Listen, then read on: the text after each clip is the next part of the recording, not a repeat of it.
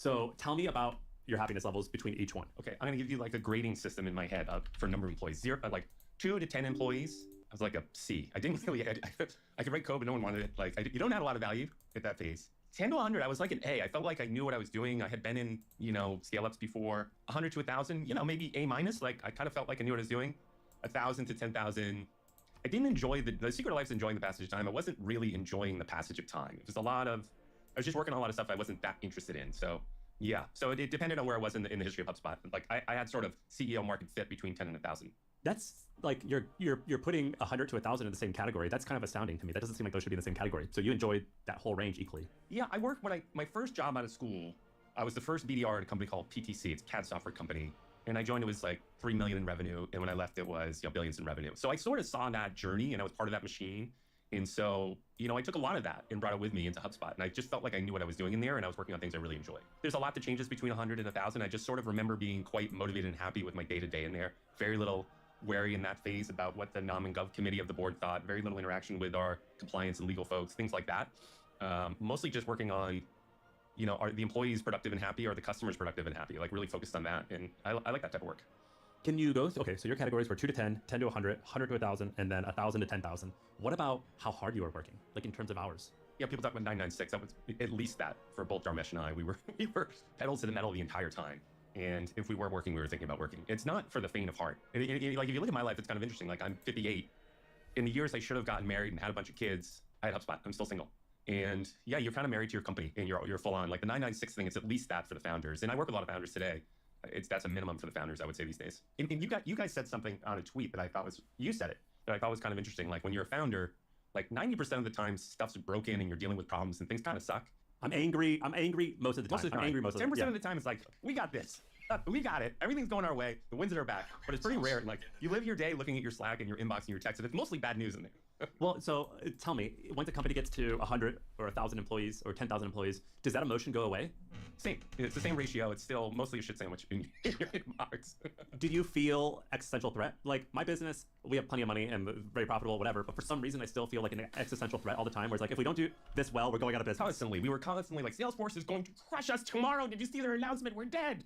We said that so many times. Yeah, we tend to overestimate what our competitors do and underestimate what we do. Maybe there's a correlation between like how like shitty you think you are and how good of an entrepreneur you make, because maybe there's no correlation, but there's like a correlation between people who start businesses, because I noticed that I personally have very negative self-talk where it's like, you're shit, you're nothing. You have to prove them wrong. You are horrible. You barely growed. You can't do this. You have to, like, and it wears people out though, because I actually think that that's negative. That's a pretty poor way to motivate people, but it motivates me. I'm the same, and people say, you want to be very positive and motivate people. I tend to be paranoid. I still, after all these years, have imposter syndrome. I'm a little nervous talking to you today, believe it or not. Really? Why? Yeah, I'm not. Given all the success I've had, my confidence doesn't even remotely compare to it. And my inner monologue is like, you got so much to prove, dude. Don't fuck it up. Does Dharmesh feel the same way? Yeah, I can't say for sure, but I think very much so. Do most other, so you run in a circle with some of the best entrepreneurs on earth, most successful entrepreneurs on earth. Is that the common thread? Yes, almost all of them. I interview all these CEOs and I ask them during the interviews, do you have imposter syndrome? And they hem on hot because they don't want to say they do. They do. Almost all of them. Let me ask you one more question about all this, and then I want to know about what you're like more of the Sequoia stuff, because I think that's super fascinating. Sometimes I think that with being an entrepreneur, the hard part, I've been thinking about this a lot and I've talked about it a lot, which is the hard part emotionally isn't the risk taking. The risk taking is actually not that challenging, because in a lot of cases the risk is not that big and you could like even if you go big, you can kind of land somewhere and be all right. The hard part is the uncertainty and like asking yourself, am I spending time for the next 6 or 24 months on this thing, and will it actually make my life better or get me to where I think I want to go? That uncertainty part is quite challenging. Looking back, was dedicating all this time, like, do you look back at the last 20 years and you're like, that was a life well lived, or would you have changed anything? No, I think it was. I'll take the trade-off. It was a lot of fun. I mean, there was just a lot of joy, and the people at HubSpot are amazing. The customers are amazing. Partners are amazing. So many happy times. A lot of down days, but like the up days definitely outweigh it. I'm super proud of what we built. Yeah, I wouldn't trade it. The thing I would say about HubSpot, that it's a little bit of what you said, but I think of it as like HubSpot was like 2 steps forward, 1 step back, 2 steps forward, 1 step back. It looks like, oh, if you look at the graphs, like, oh, that was an easy ride. It wasn't. Like, we had lots of issues and lots of problems and lots of setbacks along the way. And it's a little bit, I think, what good entrepreneurs do is they just stick with it. Like, there's problems and issues and that step back, and they don't fold. They just like, we're going to get through it. We're going to rally the troops. We're going to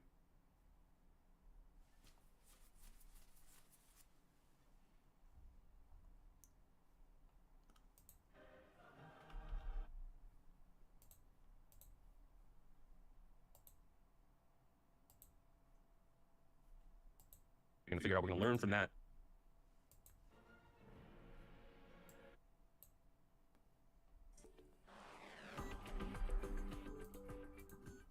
To do this, first one needs open game options, navigate to the game, then there's the quick combat that you can activate or deactivate. And that's it for this video.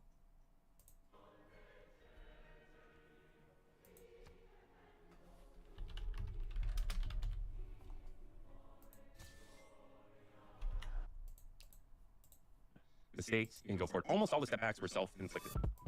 All right, a few episodes ago, I talked about something, and I got thousands of messages asking me to go deeper and to explain, and that's what I'm about to do. So I told you guys how I use ChatGPT as a life coach or a thought partner, and what I did was I uploaded all types of amazing information. So I uploaded my personal finances, my net worth, my goals, different books that I like, issues going on in my personal life and businesses. I uploaded so much information, and so the output is that I have this GPT that I can ask questions that I'm having issues with in my life, like how should I respond to this email, what's the right decision, knowing that you know my goals for the future, things like that. And so I worked with HubSpot to put together a step-by-step process showing the audience, showing you the software that I use to make this, the information that I had ChatGPT ask me, all this stuff. So it's super easy for you to use. And like I said, I use this like 10 or 20 times a day. It's literally changed my life. And so if you want that, it's free. There's a link below. Just click it into your email, and we will send you everything you need to know to set this up in just about 20 minutes. And I'll show you how I use it, again, 10 to 20 times a day. All right, so check it out. The link is below in the description.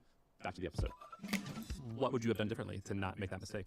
One of the things we did that worked, we had a thing that we did called the pothole report. And we live in Boston, and this time of year's potholes everywhere. And that was the analogy we used at HubSpot. Like, we would create these potholes, and sometimes you kind of bounce through the pothole and it hurt a little bit. Sometimes the pothole got so big, like you drive your whole damn car in it. And oftentimes, there was a series of decisions or a series of data that we could have avoided the pothole. So the pothole report was, every time we had a pothole, we looked back and like, how should we have handled this a year ago so that wouldn't have happened? What data do we wish we had? I'll give you an example of it. We had a pothole in like 2011. One of the things we did at HubSpot is we hired really good support people, and our secret sauce in hiring support is we'd walk into an Apple store, would buy an iPhone, and would hire the kid who sold us the iPhone. And they wouldn't let me in the Apple store in Cambridge anymore. So many people. And so, and the value prop was great. It's like, you make a little bit more money, but how'd you like to sit down and work? It was a really good value prop. How many support people did you have? We must have had 40, 30, 40.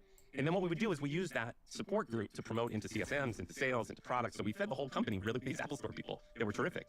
And in this one particular period of time, over like a few months, like we promoted a bunch of people out, congratulated them, promoted them. And then we were a little behind on hiring, and the customer numbers were way up. And so we prided ourselves on like answering the call within 30 seconds and then staying on as long as they wanted. And our wait time went to like 20 minutes, and customers were like, what the hell is going on? That was a very solvable, predictable problem that, if you just looked at this one chart, we won't make that mistake again. We never make that mistake again. So many things like that along the way. And as you grow, if you're growing fast, everything breaks. People break, processes break, systems break, like everything's just breaking with scale. What I've noticed, particularly talking to people on MFM, is that quick, it really takes like 8 or 9 years to see something become a real thing. Yeah. It takes a lot longer than people think. I think HubSpot, if I remember correctly, I think you guys were at 20 million in revenue by year 6, which is like pretty huge. I think that what we're seeing right now about software companies growing faster, I don't think a lot of those guys are going to last. I think that there is a correlation between how fast something grows and potentially how fast it can die. But I do think that in order to build something that's a second mountain business, and so I refer to a second mountain business as something that's beyond just making your initial like financial security number, that really does take decades. Do you think I'm wrong there? I don't know. I spent a lot of time in these companies that go 0 to 20 in 6 months. I've been shocked. Shocked at how fast these companies are growing. And there's a lot of them. And some of them are going to flame out, and some are going to get disrupted by the model companies. But some aren't. Like, some of them are like pretty legit and selling to non-tech companies and building real businesses. So like if I look back, like assuming we're in a bubble today, I look back at the bubble in '99 that I lived through 100 years ago. It was a little bit of the same mania. The thing that's different is the startups back then, they were only selling to each other. And when the kind of house of cards fell, it kind of fell on everybody.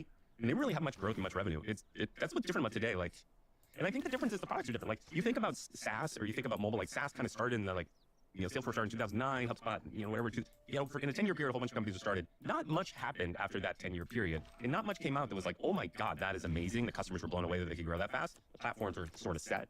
Same thing with mobile. It all happened within like a couple of years. I kind of think the same with AI. I think most of the big AI companies are already founded, and it's going to settle in relatively quickly in the next year or two. And the thing I think it'll be different too is like out of the last one, Amazon came out, Google came out, eBay came out, Salesforce came out. There were like 4 legit, lasting, great companies that came out. I think there'll be a lot more this time. This bubble will pop, but I think a lot more companies will come out the other side. Sequoia is the best of the best. You guys see everything, and you see the best companies. What are the trends that you're seeing right now amongst the companies that are rocket ships, but also you thinking they're going to be durable? Are there any trends that you're noticing amongst the entrepreneurs that sets them apart versus previous generations? Okay, I came up with like a rubric for, so I see a lot of so many pitches. And I'm trying to figure out what's my unfair advantage. And my unfair advantage is like I spend a lot of time with CEOs, thinking about the job. And I've done that. So I thought about like, what is like a rubric I can come up with? And I came up with a thing I call flock. F is that when the founder pitches, you get the sense they're first principled in thinking, or they're just derivative in thinking. L is, are they lovable? Like, and the question I ask myself is, if I were 27 graduating from Sloan, would I walk over broken glass to work for this CEO? Which I think is a pretty good question. Were you lovable? I don't know. You tell me. You work for me. When I talk to people who used to work for you, they describe you, I think, as mercurial, where they're like, you could be like really happy, but I only know you as a nice, like we only have a very cordial relationship. They would say when he was angry, he would get really, really angry. Very true. I was up and down, and it reflected my mood. My mood was up and down, and I had a hard time kind of hiding it. And I had great passion. That passion really showed up in an aggressive way. And I was definitely like, Dharmesh was the teddy bear. I was sort of the bad cop a little bit. Like I was definitely tougher than Dharmesh. And I think that yin and yang kind of worked for us. But lovable's one. And by the way, these criteria, I don't match 100% all of them. O is obsessed. Like I like founders who have been thinking about the damn problem for a long time. And then they finally start the company and they are just obsessive compulsive. And I like to see a founder that was obsessed with something earlier in their life. Maybe it was, they're the world's best, Northeast New England, ping pong player, whatever it would be, something where they had to go very, very deep down a rabbit hole and get very good at something. I think that's good quality. I like the chip on the shoulder. I had a bit of a chip on my shoulder. I think Dharmesh did too. And I like founders who have chip. Like if it's an Nepo baby, I'm kind of skeptical whether they're going to stick through the ups and downs. And then are they deeply knowledgeable? Do they have founder market fit? Do they know everything about this industry, or are they kind of a tourist in the industry? So I call it flock. And if you have all of those, money, talent, partners, customers will kind of flock to you. And nobody's a 10 out of 10 on all of them, but that's kind of my rubric I use. If you were young and getting after it at a new company, you're this 26-year-old kid with flock, what interests you right now based off everything you're seeing? One of the things I'm seeing in Sequoia is like, the hardware companies are kind of set, the model companies are kind of set, all that infrastructure layer is set. If the app level is now starting to really fly. Cursor is the really obvious one, but like Harvey and legal, Rogo for investment banking, like every kind of job now has an app company that's doing pretty well. And so I think that's the area I would be interested in. I'm a kind of an app guy. I don't really like infrastructure software that much. I don't find that exciting, but I like software that people use and can change their lives, improve organizations. I think that's where I would live. I like this company Rogo, which is like Think ChatGPT, but for an investment banker, and it's doing very well. I like Harvey, which is like lawyers. I like Profound, which is it's AEO, like instead of SEO, how do you get found in these search engines? I like Delphi. I built a clone on Delphi, and I think people are going to have clones, more and more clones. Like what I really want as a consumer, it's not here yet, and I'm waiting for it, is like I built this clone. People can talk to my clone all they want. It's pretty good. It's getting better every day. I want to train that clone not just on what's out there on the internet with me, but train it on my email and my Slack and like all my calls. And I want them to train and really know a lot about me. And instead of sending a listener to a meeting, I send my clone to a meeting that listens. And the first 6 months it just listens, but then people can start to ask my clone a question. Hey, Brian, what do you think about this? And Brian will answer. And then eventually it's just like, I don't need to go to that meeting. I'm gonna send my clone to that meeting. And I have a lot of meetings every week. I don't really have time for more meetings. It's just like, send the clone out. I think that's the future of office work. And for some reason, I don't see anyone really doing that. I want the opposite of that. I don't want a clone of me. I want the better version of me to do all the work, or like, I don't want another mediocre me. I want the best version of me to be answering all the emails. I ask my clone questions, and it answers them much better than I would, because it's sitting on top of ChatGPT. It's sitting on top of all kinds of knowledge. It's very, very smart already. And as the models underneath get much better, and as more content goes in there, it's going to be very, very smart. Of course, you're still going to have your copilot. Like I think of ChatGPT, and now I use Gemini mostly, as like an even better coworker than a lot of my coworkers. So you definitely have that. But I think knowledge work is going to change. And I think my vision of the future, I don't know if it's 5 years out, I think something like that happens. Can you tell me how you're using Gemini right now on a daily basis? The weird thing is I've been using ChatGPT for so long, it really knows me. It knows everything about me, all my health stuff, like all the projects I'm working on, like everything. And so it's tricky for me because I trained it so much, but man, Gemini is so much better that I'm starting to use Gemini. Kind of irritating that I'm gonna have to train it on myself. But the thing I use that I really like are the projects functionality. So for example, on my pod, I have all these different guests, and I have the CEO of Goldman Sachs coming on, like, give me a bio of the CEO of Goldman Sachs. Listen to all my podcasts I've done already. Create me a list of 20 good questions or topics to ask him, and then kind of go back and forth on it. I do that for every pod. Is super, super, super useful use case. I went to Function Health, and I got all my blood work. I got Upsol. They took like gallons of blood out of me, but I know everything about it. Uploaded all that, collaborated on that, stuff like that. It's incredibly valuable. These days, I just came out with a new book, my marketing lesson in the Grateful Dead. We created a very, very cool set of videos around it that are AI generated, that are super, super cool, that I like a lot. So I've been busy with it, and it's given me a massive productivity boost. I feel like it's with me already. I find it to be very helpful as like a daily coach and a therapist of like, how should I react, or why do I feel this way about this particular situation? But when it comes to creative stuff, I find it to be a helper, but it's not even close to being hands off. I think about it like 2 years ago, it was 50%, and a year ago it was 65, and now it's 80. Like, keep drawing that curve. Like, 2 years from now is going to be really much, much better than this today. Yeah, and it makes me think that I'm not going to be investing in an entrepreneur anymore. I'm going to be investing in a machine that can just do all this stuff. Like I think Sam Altman said, he's like, if OpenAI isn't the first company that has an AI as the CEO, then I'd be pretty upset. And I do think that that's sort of going to happen. I think that the haves and the have-nots in terms of money is going to like separate further. And I asked Dharmesh when he came on, because Dharmesh, is heavily involved with, or he's an investor of OpenAI and is deep on this stuff. I was like, how's this going to turn out? And he was like, it's probably not going to be as good or bad as you think. And I was like, okay, that makes me feel better. But I don't know if I believe his assessment yet, even though he's probably the person I know best who has the best judgment on this topic. I kind of think the way it plays out is people who are very high agency motivated, it unleashes their creativity and potential. People who aren't might be unemployed. Are you happy that you've made it already? No, I think if I were 26 and an entrepreneur, I'd make it again. Yeah, this is a very good time to be an entrepreneur, and like an outstanding. It's like never been a better time. Never been a better time in the history of Homo sapiens to start a company. I mean, yeah, I think I agree, dude. Some of these young kids though seem crazy. Like I don't remember when I was in San Francisco back in 12. It was a much calmer environment than what it seems like now. Do you think that's an accurate assessment? yes, everyone's hair is on fire. I think that's going to make a lot of unhappy people. I think it's a bubble, and every time there's a bubble, like tourist entrepreneurs come in. They're all coming into San Francisco, which kind of bums me out. And it kind of makes sense because Google's there and OpenAI's here and Anthropic and right downtown. But man, are people moving in. And there's a lot of tourists in there. Similar to what happened in 2001. Similar to what happened in the late 90s. And I think it's peak bubble. I don't know when it pops at some point. A lot of those tourists just get washed out. So my advice to entrepreneurs is like, if it's a bubble, what should you do? I'm not sure maximizing valuation is the right call, but let's say you want to do that because you like the headline.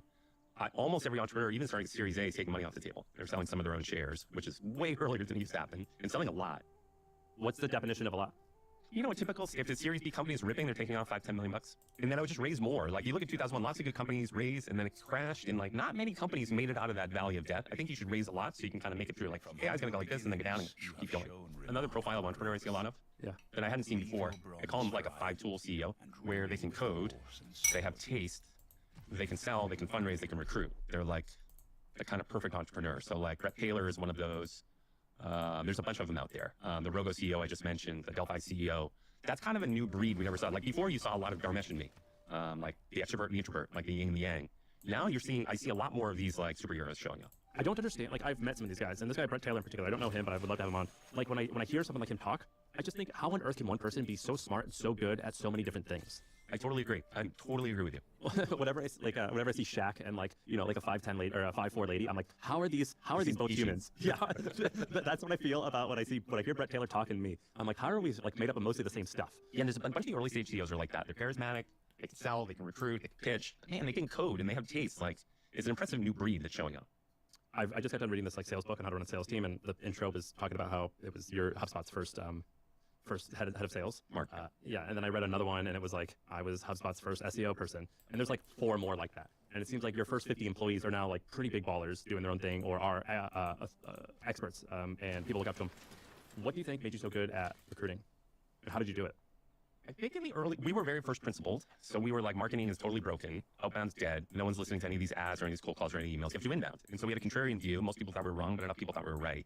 And we had a mission. The mission was to apply that idea to helping small businesses grow. And lots of people grew up in a small business family and want to help small businesses grow. It's a mission you can kind of get behind, helping millions of small businesses grow better.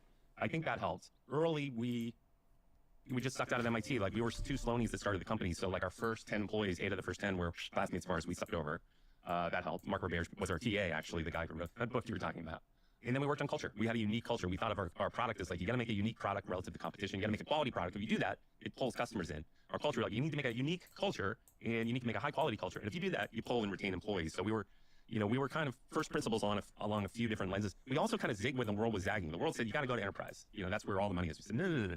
We're going to do SMB and we're going to rethink this. We're going to make the model work in SMB, even though everyone thinks we're wrong. And then we said, we're going to go after Salesforce.com. When Salesforce.com was like unassailable. Everyone was like, oh, you're crazy. You'll never beat them. We went after them. So there's a bunch of points in HubSpot histories where we kind of zig when everyone else, Peter Thiel has a line like, you need to be right about something that a lot of people disagree with. You need to be right about something that everyone thinks you're wrong about. And we had a couple of those. Not a lot, but we had a couple of important ones. Did you almost cave at the consensus? No, we had a real conviction on the SMB thing. It cost us. Like we would go raise our rounds. We go up and down Sand Hill Road. We had all no's. Like we never had, the only easy round was the IPO round. Nobody liked the thesis. Nobody bought the SMB thesis. No one else had done it other than Intuit.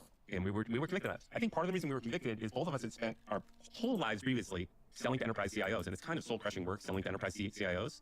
And it's like, let's do something a little bit more fulfilling, something that can get us energized in the morning, helping these small businesses grow better. The Salesforce thing, we got a lot of pushback on that, but we didn't feel like we had a choice. Salesforce was our really good ally. And our pitch was, Salesforce.com was SFA for sales and HubSpot was for marketing. For a long time, that worked. And then Salesforce.com one day woke up and says, we want to be the Salesforce.com marketing. And so we were like, either we need to pivot and kind of come after them, or we're eventually just going to get crushed and pushed out and sold private equity.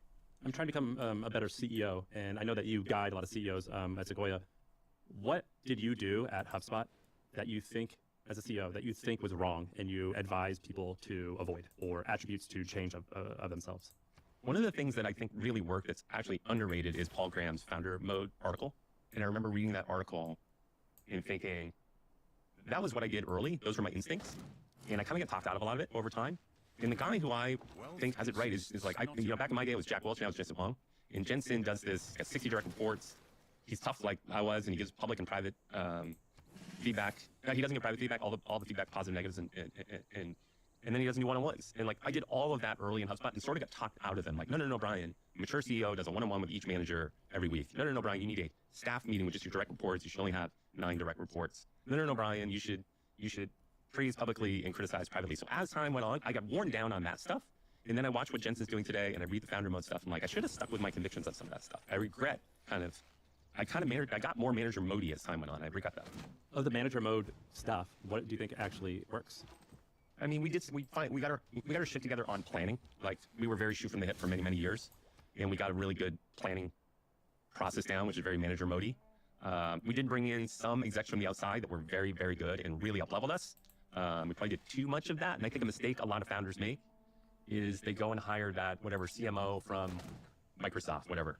And they're really proud of it. They do a press release and everyone's excited. We have this amazing CMO, but the CMO gets in the company. They're like, where's my secretary? Where's my coffee? Where's the reports? Where's all my stuff? They're lost at sea in this startup and they're miserable and their colleagues are miserable. So I see that as a big failure condition, particularly hiring people from much, much bigger companies. I think people underestimate how good their homegrown talent is. And it's like the Red Sox. Like I'm a big Red Sox guy. The Red Sox dramatically overvalue players in other teams relative to their own talent. And I think every baseball and sports team does this and every CEO does this. So there's this, I intimately and deeply remember this one phase when we were selling to you guys. Basically, it was, my company was only like 30 people. So it was basically just me doing the deal. And I didn't have like an HR team or anything like that. And HubSpot had like 5 or 6 employees, of which one of them is now like on the board of Asana. So these big shots. And then you guys had like 7 or 8 like lawyers who were probably making $2,000 an hour. And then you had 7 or 8 KPMG accountants. And they were asking me all these questions. And they asked 2 questions that it was laughable. The first question, they were like asking for like invoices or no, what were they asking for? They were asking if they're like, what's this $50 charge? And I was like, I had some guy on Fiverr do like a logo or something. And they're like, did he sign an NDA? I'm like, dude, his name was like Big Baller Boy 69 on Fiverr. Like, I didn't get him. I'm sorry. I don't know. And then the second thing, they were like, what's your like 5-year plan? Like, do you have like projections? I'm like, you guys, my company's like 4 years old. Like the projections, like we do it quarterly by quarterly, but like shit changes. And they were pretty cool where they were like, okay, we understand. Like, they were treating this like, like $30 million deal, like it was a $3 billion deal, which is understandable. It was a weird deal though. Like we bought a content company. It's kind of a weird acquisition we did. And I think when it came up, everyone was like, what are we doing here? And they were trying to like, make sure that they were doing their diligence and stuff. But I remember thinking like, I don't plan that far out. I'm so sorry. Like, I don't even know if the company's going to exist in 2 years, let alone like what the financials are going to be. And that was like pretty funny. And it rattled, because the people I was talking to were just hires. Like they had never like founded a company. And like, I remember it like kind of rattled them that I didn't plan. And I was like, how do you guys not understand that? And there was this like a huge distinction between me just being still in entrepreneur mode and them being in like, I'm only used to this a little bit more corporate setting. And I thought that was funny.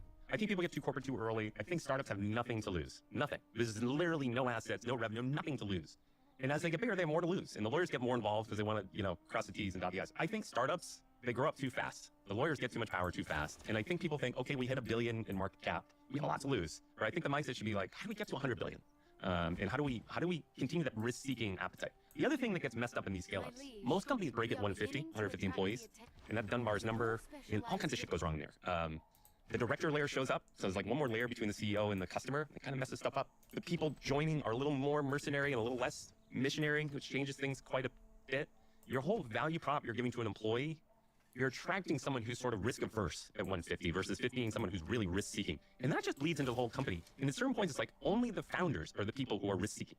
And that protect what we have versus go get something new is interesting. And what is happening in Silicon Valley that I think is interesting is more, and the CEO of Rippling's doing this very aggressively, more and more CEOs are hiring, failed founders, or doing very cheap acqui-hires and kind of seeding their whole company with founders. Like Rippling's got over 100 ex-founders on their team. And I think that's good. That keeps you focused on the long haul and risk-seeking. You got to keep the risk-seeking up for a long, long period of time. You're so fascinating to me because you've one of the very few people on earth who's built a company to be worth tens of billions of dollars, and yet you're this Grateful Dead loving hippie, and you're telling people don't grow up too fast, don't be too corporate. But you're an onion, man. There's layers. That's why I think you're fascinating. Let's talk about Jerry Garcia for a second. He's like not the first, but one of the first in the very classic Silicon Valley entrepreneur. Do you know where the company was founded? Yeah, well, in the house across the street from Ben and Jerry's in Haight-Ashbury, right? Was that No, like? it was founded in Palo Alto. Oh, interesting. It like right down the street from Stanford, and the first concert was in a pizza place right in Palo Alto. And so it's like he's a classic Silicon Valley founder, like first principles, completely first principle everything. He didn't care what anyone thought. He was like, this is the way we're going to go. What way did he say to go? For example, at the time, rock and roll was new, and there were lots of rock and roll bands at the time, and there were jazz bands, there were country bands. When he built his team was very spiky, very Silicon Valley spiky. And his bass player was actually an avant-garde trumpet player that learned the bass. His keyboard player was actually a blues harmonica guy. His dad was the blues DJ in town. His main singer was a country crooner, and his drummer was like a drum majorette. So he brought together this very spiky team. And instead of creating rock and roll, he created a whole new genre called jam band, and Fish and so many other bands copied them. And so HubSpot did the same thing. Yeah, we said this outbound thing is dead. We're gonna create this genre called inbound marketing. So very first principle the way he thought. The other thing he did that was super clever beyond the music was his marketing. So if you go to a Rolling Stones concert, let's say in 1980, you bring in all your equipment to the concert, your big camera, your microphone, whatever, and you go to walk into the concert. Get out of here with all your equipment. This is our IP. This is Rolling Stones on us. Get out. The Grateful Dead, if an idiot like me showed up his camera and all his recording was boom mic, Brian, come on in. So right here up in the front, we've got a taper section for you. And so people like me would go to Boston, Hartford, New York, Philly, DC, and record all the concerts. We get back home, we have the tape-to-tape thing, and the best concert would make 50 copies of. And then we'd trade, we weren't allowed to sell the tapes, that wasn't part of the calls, where you trade the best tapes with all your friends. So you pick up their best stuff and my best stuff. I told you I used to share an office with Nugs.net, the marketplace where they would trade the tapes. Right. And then you'd be at a like a party on campus, and somebody put your bootleg on, and the person next to you would be like, "Why everyone's dancing this crazy gypsy? What is this weird gypsy music?" You're like, "It's Grateful Dead. They're coming to town. Come on tour with us." And so the Grateful Dead were the first Silicon Valley viral inbound marketers. So he was very first principle about his music and his marketing. There's a lot more stuff about his marketing that I think is very interesting. He, I mean, my parents were Deadheads, and they traveled with him, like, you know, show to show. I'm just Googling while you're talking. How old? You said you're 58? Yeah, I'm a very young Deadhead. Dude, this guy looks like 30 years older than you, but he died when he was only 52 or 53. Garcia, yeah. He did not take. He's not like the Silicon Valley people like Brian Johnson, Andrew Huberman fan. His major food groups were Twinkies, and Twinkies. Yeah, he looks like he parties. Yeah. What's the name of the book? Called Marketing Lessons from the Grateful Dead. Buy it in triplicate. You gotta buy that for your parents. Did you get to meet them when you were writing it? I met Bob Weir, yes. And I told Bob Weir, like, here's what we're doing. He's like, huh. I was wondering if anyone would ever write about that. That's pretty cool. He was like, huh. That was his reaction was like, huh. If you Google your name in Grateful Dead, like one of the first things that comes up is that you bought, his guitar at an auction. Yep, I consider myself the steward of his guitar. It's a very unique guitar. I played it all through the 70s, and yeah, I own it. And I let it out like John Mayer played it, like everybody and their brothers. Anyone who wants to borrow it, can borrow it. But yeah, I enjoy being the steward of a little piece of Jerry Garcia. I love talking to you because I just think that the world needs more people who have this perfect balance of being like a shark and hard hitting, but also like polite and kind. I think there's kind of rare, and I aspire to be like that. And I think that when I think of like all the people who I admire, it's kind of like me and Brian Halligan's kind of like where I want to go, but in a handful of years. So I love talking to you. I hope we can do it in person next time. Appreciate you, my friend. I want to be like you when I grow up. All right, God bless. Thank you.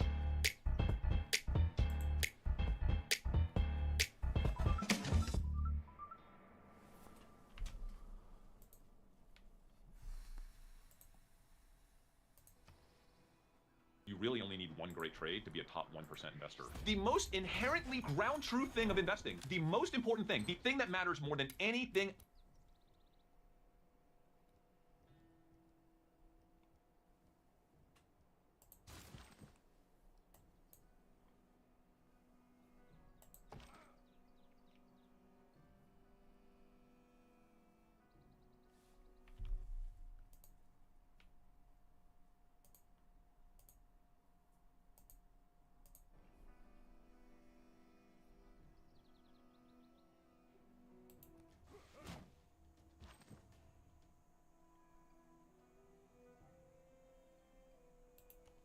Else is, I don't look at valuation, I don't look at PE. All I look about is there's new information.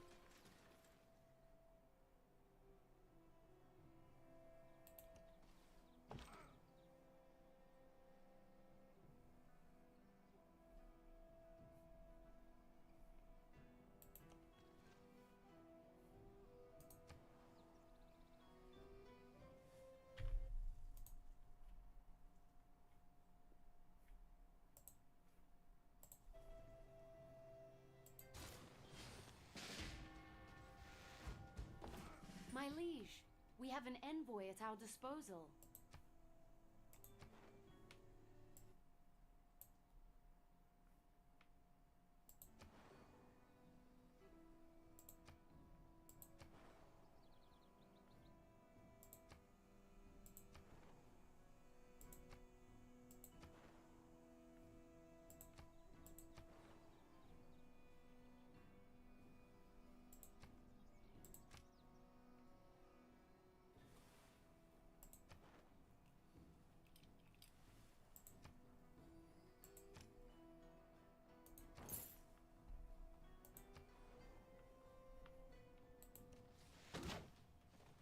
information. I've been reading TikTok comments. That's where I get most of my alpha from. Yeah, Buffett or Munger, and who are like reading the Moody's manual, cover to cover, just company financials. And you're like, I scroll the TikTok comments. That year, I made like 30 million in 1 year, and it was a wild ride. You will try to beat the market. You'll trade with leverage. You're moving in and out of positions. You're not a buy and hold forever kind of guy. Just before the pandemic, I had made the worst trade of my life. I lost a third of my portfolio on a single trade. Okay, so let's break it down.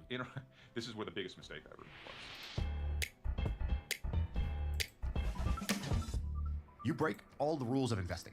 You know, what I normally hear is you should just index, don't try to beat the market, don't take any leverage, you know, and so you do the exact opposite, right? You will try to beat the market, you'll trade with leverage, you're moving in and out of positions, you're not a buy and hold forever kind of guy. According to the internet, you've done pretty well. So I've seen some different numbers that have been floated around. Can you set the record straight? What is the actual story? Yeah, I started with 20,000 in 2007 to try this new methodology, which is the way I was investing when I was way, way younger. That worked for me. I call it social arb investing today. But what it essentially is observational investing. You're looking for any change that's happening in the world, whether it's, you know, change in consumer behavior, change in culture, change in technology, change in the weather, politics, anything that has the potential to be meaningfully impactful to one or more publicly traded companies in either a positive or negative way. So if you can surface that change early and connect the dots back to a company that would benefit or be harmed by that change, that's essentially the entire methodology. It doesn't really incorporate much fundamental analysis. It definitely doesn't incorporate any technical analyses. In its purest form, you really don't even need to know what the stock is trading at when you open up a position or what it's trading at when you exit.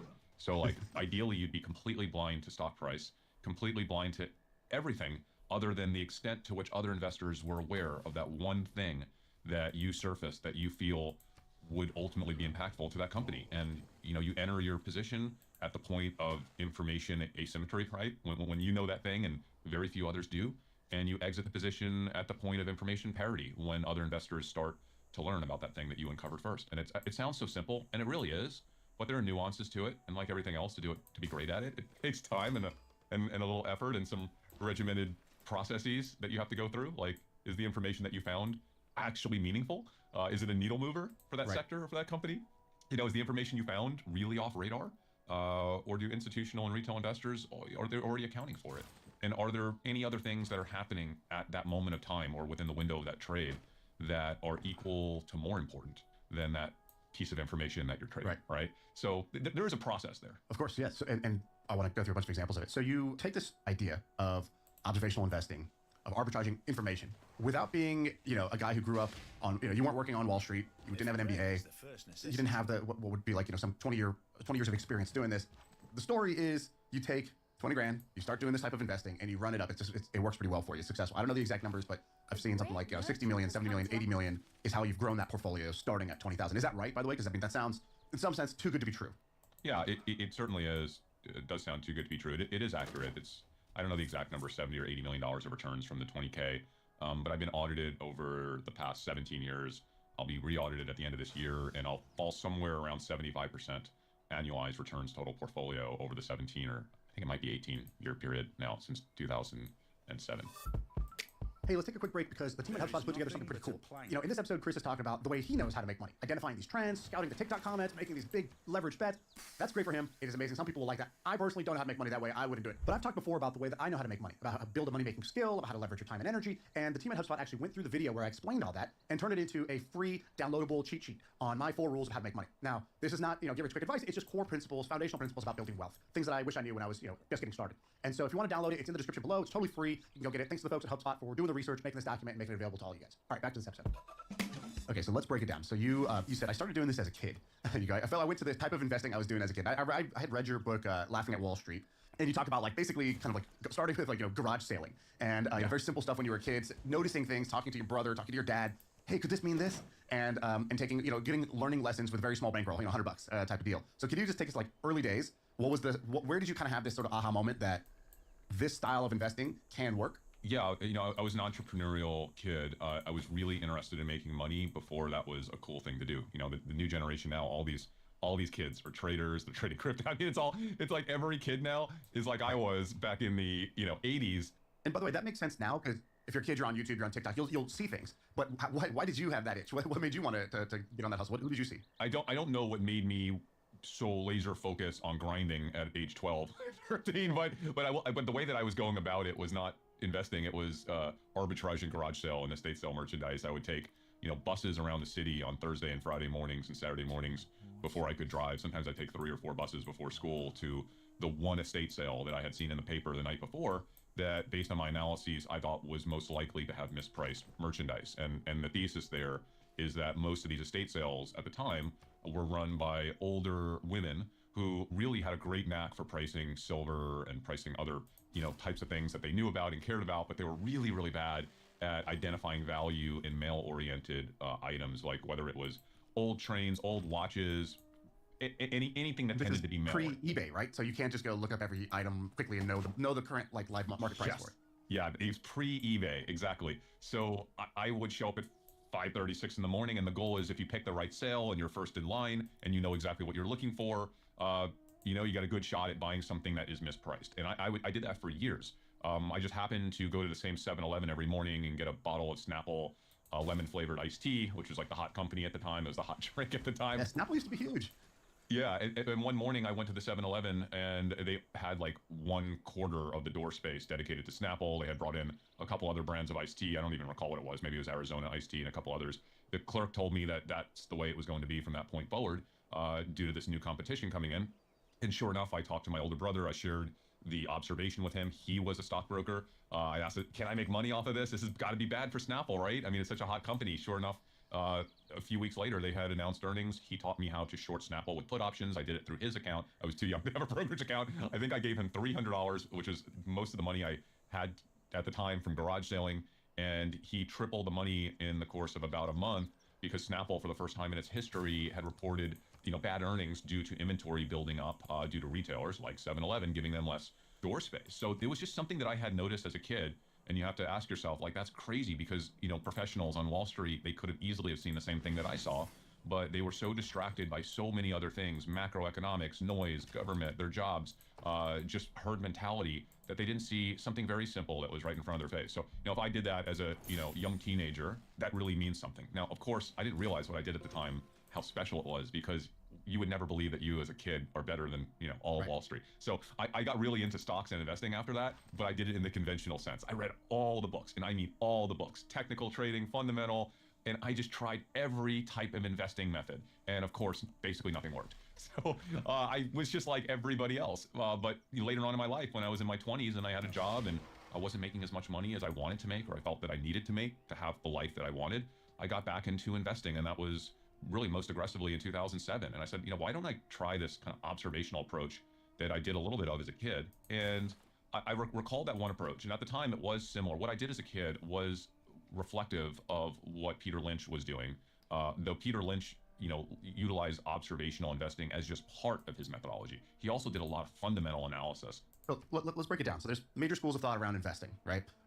Number one, passive investing.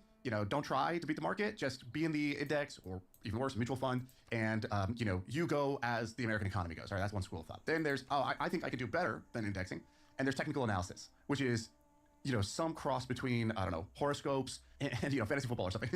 And so there's a lot of people who believe that they can see patterns and signs and math in the charts, and that the charts will tell you, the technical analysis will tell you where the price is going. And so there's a lot of people who try to do that. I've never met anyone smart who's good at that, but it's possible that is a thing. There are some people. There are some people who do that really well. So there's technical trading. There's fundamental analysis, the sort of Buffett style of investing, where you're trying to understand the intrinsic value of the business, trying to understand the the durability and the quantity of the cash flows, and you're trying to use that to try to understand what the business is worth relative to what the market's pricing. A lot of people try to do that. That's sort of seen as like kind of gold standard. What you do is this other school of thought. So here comes door number 3, and door number 3 you kind of described it a second ago, but my short summary of that is you're looking for significant behavioral change. So the way that either consumers or businesses are changing in some way, whether that's COVID is going to make it where people are not traveling, or it's teenagers are now doing this thing. You gave this example of women who were changing their bra preference from wired push-up bras, and Victoria's Secret is on top, to you started noticing a lot of people talking about the word bralettes, and now they're wearing bra, and here's 2 guys talking about bras. Now women are wearing bras without a wire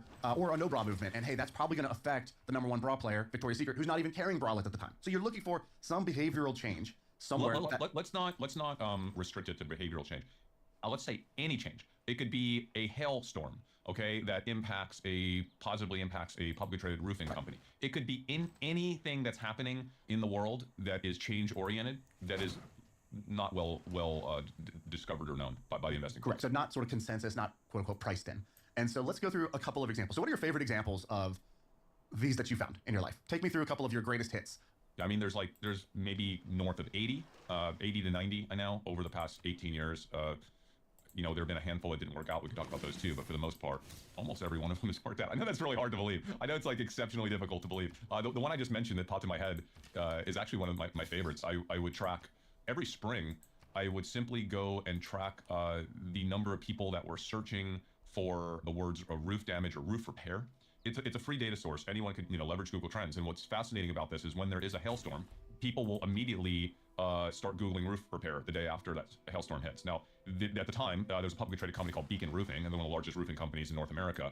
And if the hail season was particularly damaging, that would meaningfully impact their bottom line as a roofing company. So what's fascinating about that is that the Wall Street generally would utilize insurance sector reports that would report on the damage from the hail season as a data point to analyze Beacon Roofing, prior to earnings. But those reports take a very long time. They're really delayed. They're delayed by 5-6 weeks after the actual hailstorms happen. So I had discovered this real-time data source that would tell me in real time the volume of people searching for roof repair, because even if you knew there was a terrible hailstorm and you see it on the news, if that hailstorm just happened to be over a super populated area as opposed to 2 miles down the road that isn't populated, that's what makes the difference. And nobody really knows how many people are impacted by hail, how many roofs are, until they get reflected in the insurance reports. Or a great measure of that's maybe slightly less precise, but way more real time, is the volume of people that are searching for roof repair. Now, what's so great about a platform like Google Trends is you have 15 years of historical data. So you can look at every single spring and you could see where the peaks are in the search volumes. So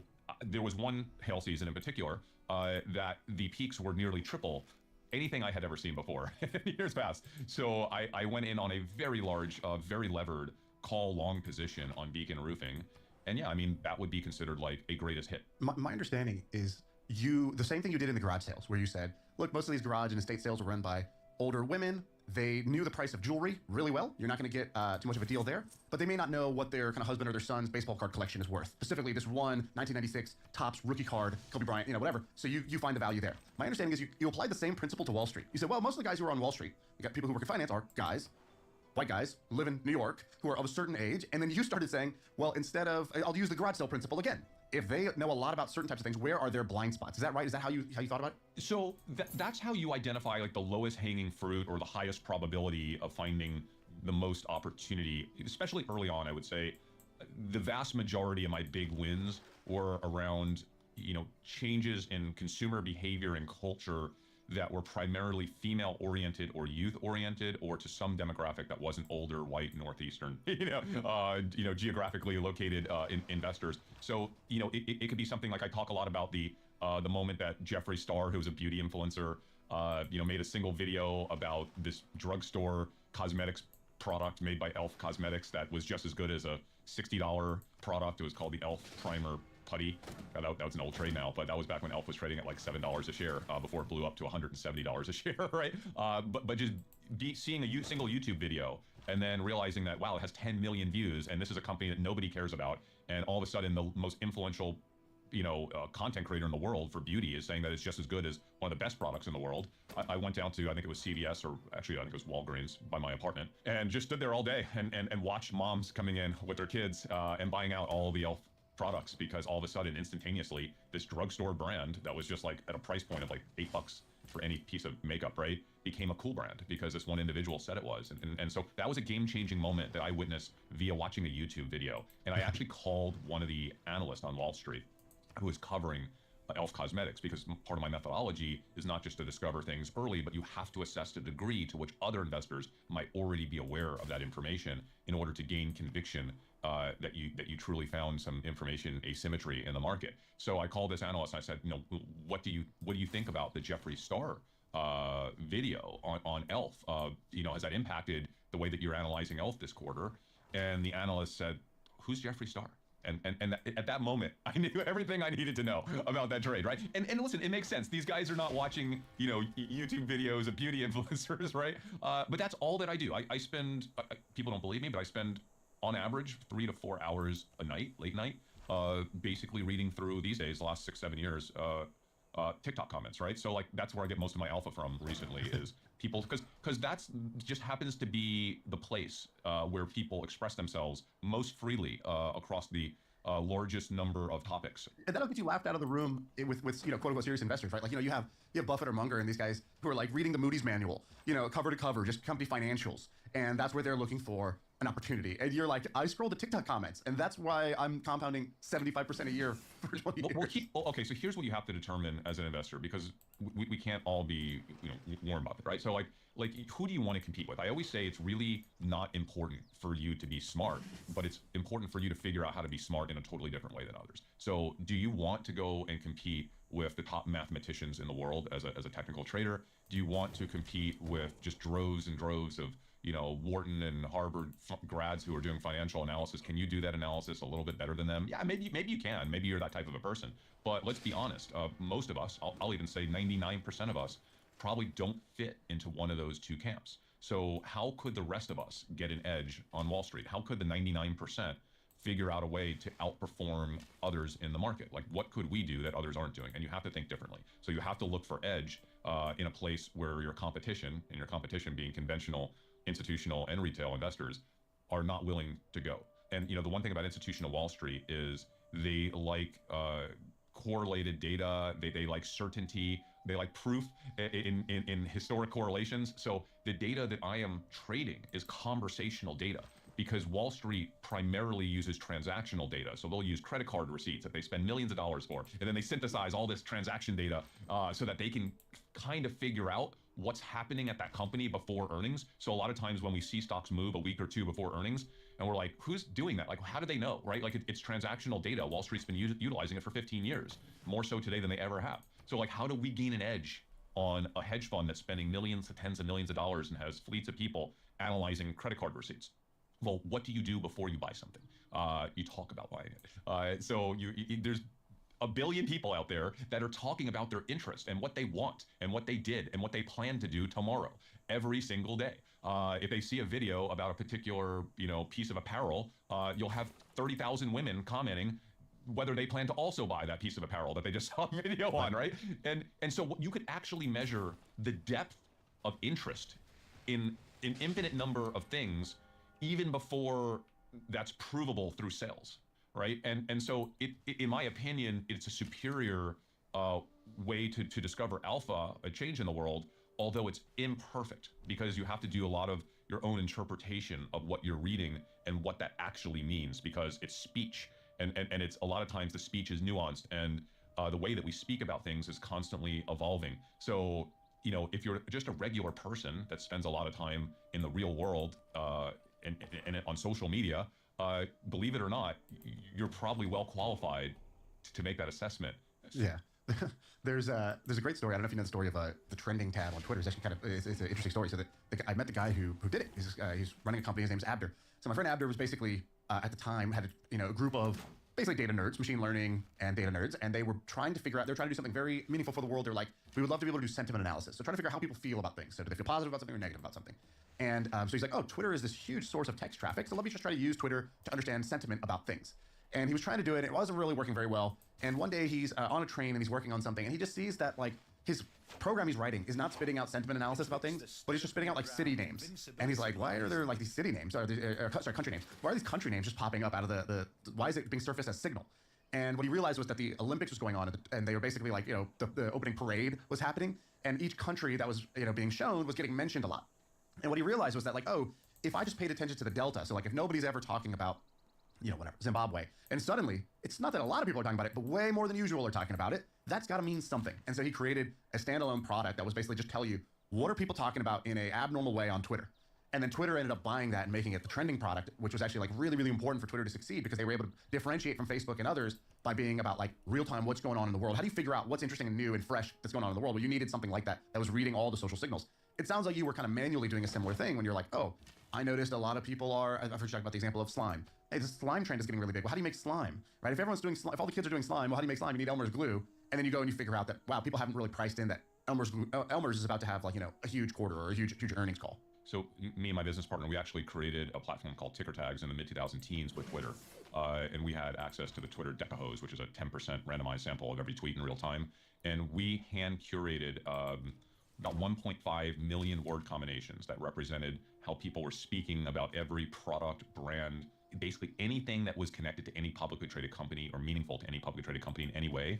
We had organized into a taxonomy. So every company had 300 to 1,000 combinations of words. Like, what would be an example? What do you mean by that? So, like, if I'm Nike, what do I care about? So, okay, so you just mentioned slime, which is one of my big trades. Newell Brands makes Elmer's glue, right? So Elmer's glue would be a tag for Newell Brands. DIY slime, which is a product that utilizes white Elmer's glue when you're kids playing with slime, that would be a tag, because to the extent that DIY slime gets more popular, that's something that someone who's invested in Newell Brands might want to know. So we were actually monitoring in real time the frequency of mentions of those 1.5 million words and benchmarking them against historical norms, including seasonality. And so since it was organized in a taxonomy, when there was any type of anomaly in speech patterns happening across Twitter that were impacting a subject matter that we had curated to be impactful, potentially impactful to a publicly traded company, our system would flag that. So that's a platform that we developed and sold to hedge funds and sell-side banks. And so what that was basically me taking my methodology of what I had done manually and institutionalizing it for Wall Street.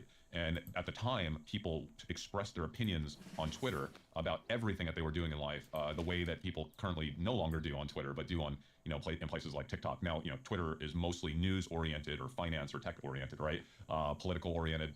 But people are not generally talking about the movie that they watched last night on Twitter, right? They're doing that on other platforms. But we sold that company to Jefferies Bank years later. Was that like a successful company? Obviously, it's not that it was unsuccessful, but I guess, it's all relative. So, for example, you're selling the data to hedge funds. Are they really receptive to this? Do they believe what you believe? Were they willing to pay? And that's the coolest part of the story. I spent years flying to New York nearly weekly, training the top sell-side banks and I would say, probably 5 or 6 of the top 10 hedge funds in the world on how to interpret this observational, conversational data and how to attempt to correlate it. And they just had very little interest. They had interest in the results, but they couldn't figure out how to build teams around it, because hedge funds generally have individuals that are like mathematicians, right? That they were hiring from the West Coast to develop, algorithms for trading, like quant traders.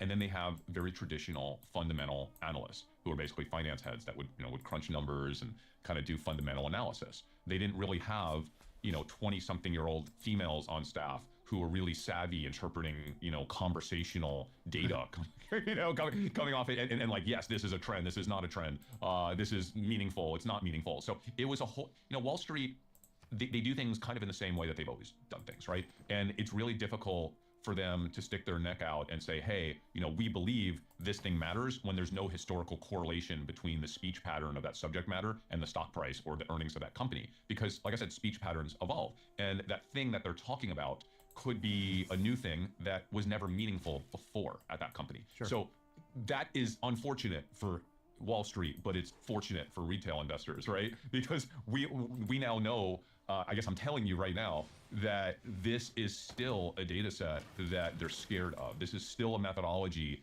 that they have a hard time wrapping their head around, because they can't really document the degree to which it's meaningful for a thesis. If you were to have someone come out and say, hey, I've been reading TikTok comments, and I believe that this new show at the Sphere in Vegas, Wizard of Oz, people are super hyped on it. And I read 180 comments of people flying in from Europe next month to see it. And I think this just might be the one thing that Sphere has done right. And it's going to be a game-changing moment for the company, finding product market fit. Sounds oddly specific. Is that actually a trade you're in right now or no? It was, yeah. So Sphere, the Wizard of Oz, Sphere was actually one of my largest wins of 2025, and it came from reading comments of Wizard of Oz the first 48 hours that it was out, and essentially making a monstrously big levered Sphere bet. Up 114% this year. Well, it was a levered options trade, so it was a lot more than that. A lot of what I do when I have high conviction around a particular thesis that has, especially when they have a very defined window of time, when I believe others will start to acknowledge that ground truth. In the case of Sphere, it was people counting seats, sales of seats. So you're actually able to go in and see how many seats are available for a show that's a week and a half or 2 weeks out. And that's exactly what happened. So over the course of a few weeks, and it was cool because it was like retail analysts. It wasn't even like Wall Street, but the other people that were trading Sphere were like, hey, we're seeing there's a lot of seats. We've never seen seats sell out like this before for a show. So what I had interpreted from early reviews ultimately came out in seat sales that other retail investors started trading, and then Wall Street eventually picked up on it when the company came out and said that they're adding new shows, right? Because they're selling out all their shows, they're increasing their profit guidance, and yeah, the stock has more than doubled here over the last few months, exclusively almost because of Wizard of Oz. Do you remember so the show's called My First Million? Do you remember when you made your first million, and what got you there, and how did it feel? Yeah, I 100% do. I was working at a company called eRewards in Dallas, Texas, with one of my best friends, Patrick. It was like not far past when I started this in 2007 with the $20,000 that I had grown to a few $100,000, and I said, this is just absolutely crazy. I said, I think I'm going to hit $1 million here, like within the next, next year or so. And it was a few months later, I hit $1 million. I'll never forget walking into his cubicle and saying, I did it. I cannot believe my account just hit $1 million. It absolutely melted my mind that happened. And, I wrote my book, I don't know, 3 years later, Laughing at Wall Street, because there was this tracking service called Covestor at the time. And Covestor was like the first portfolio tracking service. I think it had 40,000 accounts in it, including mine. And it would monitor, how well you're doing month to month total portfolio, and it would rank you publicly. And there was a moment in time when I was the #1 ranked investor on Covestor, which is just absolutely wild. And it was during that 3-year period. And that's when I think I was on a few different business shows like Fox Business talking about it. And then I got a book deal to write that book, Laughing at Wall Street. And when I wrote Laughing at Wall Street, it was $20,000 to $2 million. It was 100 times your money in 3 years. And at the time, there was a small piece of me that thought, am I just like part of the long tail statistical anomaly? Right. You flip a coin 100 times. If you get enough people to do it, somebody will land on heads, 90 times, and you'll think they're a genius. Or no, 100%. I doubted myself more. And now I had a really defined methodology, and I knew the narrative behind every one of my trades. It was very sensible, right? Like it wasn't like this mystery where I came up with some random formula and it was just trading stocks on its own, and maybe the formula just happened to get lucky. I felt strongly that the nature of observational investing, about simply uncovering some piece of meaningful information that others weren't aware of, intuitively just makes sense, right? Like it's not like this mystical thing that you're like, well, that doesn't make any sense. Of course it makes sense. You're just uncovering important information a little bit quicker than other people, and you're connecting dots a little bit quicker than other people. So in my head, I knew the methodology at its core was really valuable, but I still didn't believe that 3 years was enough. So in my head, I was like, if I get to 5 years and keep this track record up, that would be insane. I got to 5, and I was like, okay, let's see if I can push it to 10. And then I got to 10 years, and now here I am. I'm at 8. Like I said, I think I'm going on 18 years of average 70, mid 70s total portfolio returns.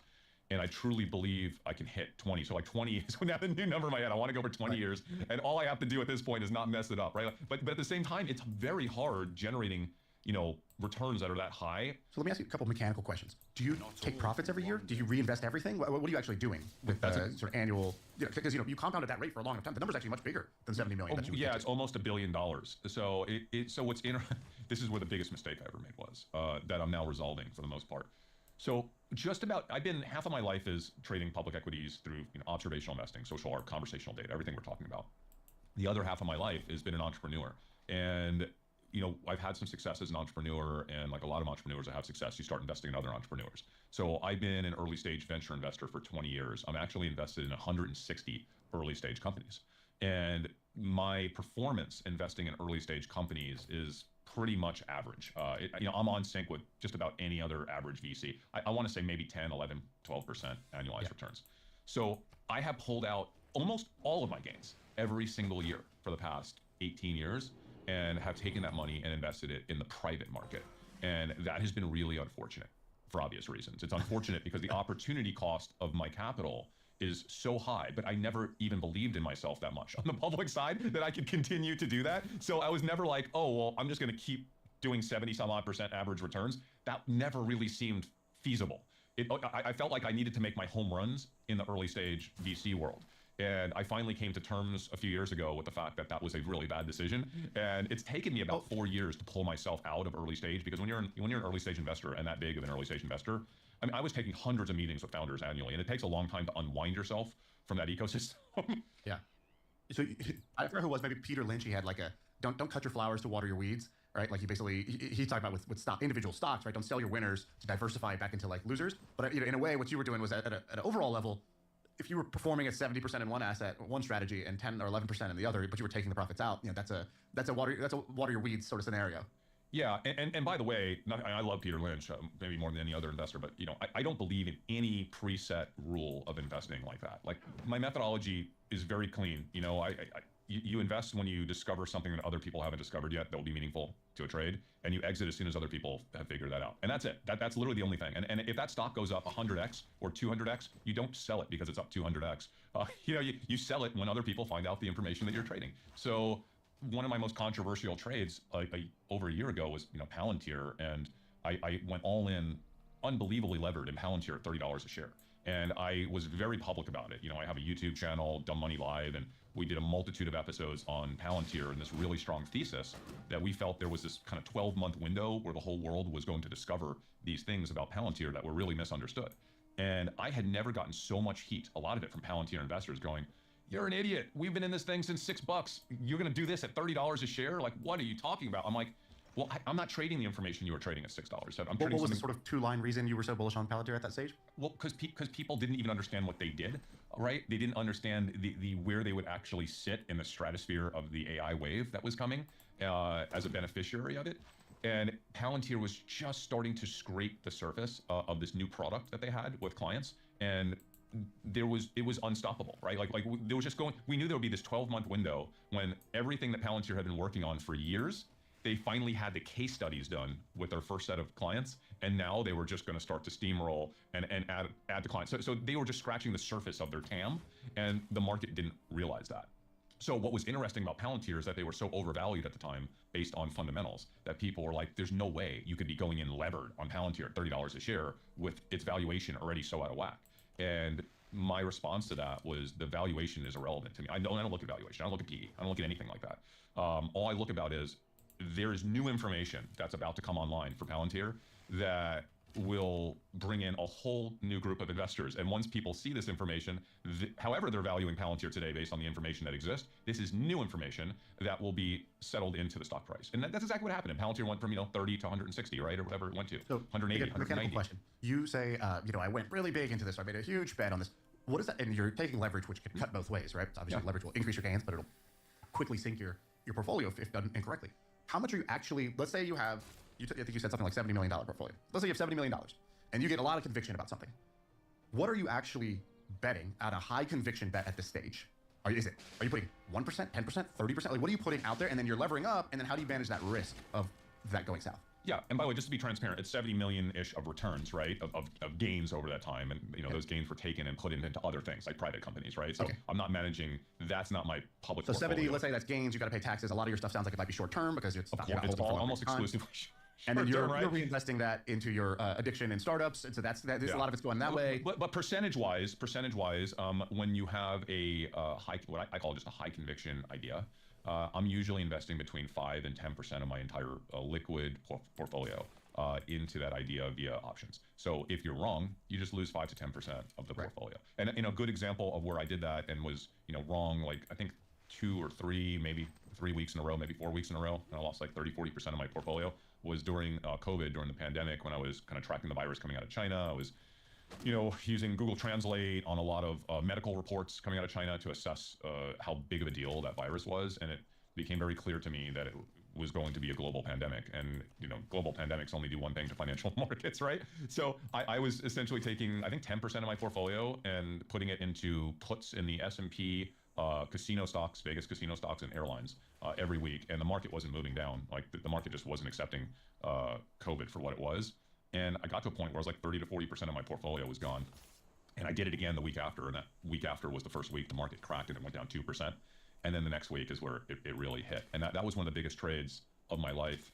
And over the course, I think that year was like a 370% annualized return total portfolio, something like that.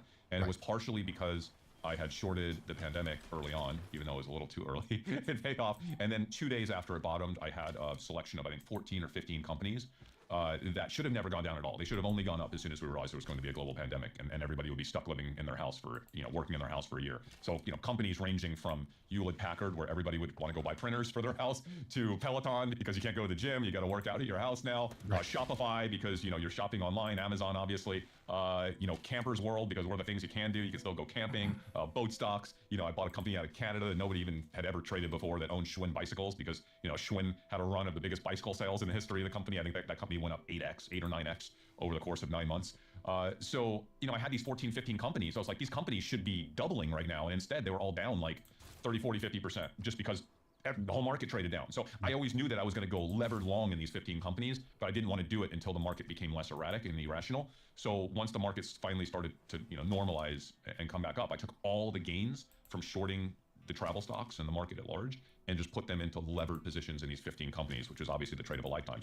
So that was a dollar amount. Huge Was year. that the biggest dollar gains you've ever had? I don't know. By the way, I don't watch enough of your content to know how much you talk. Like, do you disclose like how much you make on these things? Do you say like I got a 10 million active portfolio? Like, what do you actually say? I don't know what. We're you're very transparent open about. and transparent. I think that year I made 30 million in the market. So that was like 30 million in 1 year, and it was a wild ride. And I think the most interesting part of that narrative was just before the pandemic, I had made the worst trade of my life, and it was actually a trade that was psychologically damaging to me. Like, I lost a third of my portfolio on a single trade just months before the pandemic started. And probably the thing I'm most proud of myself of is I was so down and out about that trade that I still found a way when I had come out with all that conviction on COVID to actually still go all in on my thesis on COVID, even though my account was so brutally damaged at the point that if I got another one wrong, I mean, so it was like I could have gotten, that would really have wiped me out. I mean, not wiped me out, but it would have been an unbelievable damaging implosion for me to have two monster trades in a row go wrong. The one that went wrong months earlier was a company, QSR. They own Burger King, Popeyes, and Tim Hortons. And I was so convicted that the company would have the best earnings quarter in its entire history because two of the three companies they owned both had anomalies on the positive side. Burger King had the Impossible Whopper, which was unlike anything the company had ever done before in terms of sales traction. And Popeyes had the crispy chicken sandwich, which is during this is the chicken wars, if you remember. Chick-fil-A, yeah. Yeah, at the time, and that crispy chicken sandwich that Popeyes had, it would literally sell out in like 2 hours every day. Popeyes, no one had ever talked about Popeyes ever in the history of the company until this crispy chicken sandwich, and I was monitoring both those trends, and I was like, they're both going to report the best quarter in the history of their quarters at Burger King and Popeyes, and then you have this third piece, which was unfortunately the biggest piece of the company, Tim Hortons. And Tim Hortons is just, they're a Canadian coffee and donut shop, okay? And the company had basically been around forever. It had not been doing awesome, but it was kind of flatlining. They would have to have had a really bad quarter to screw up my trade.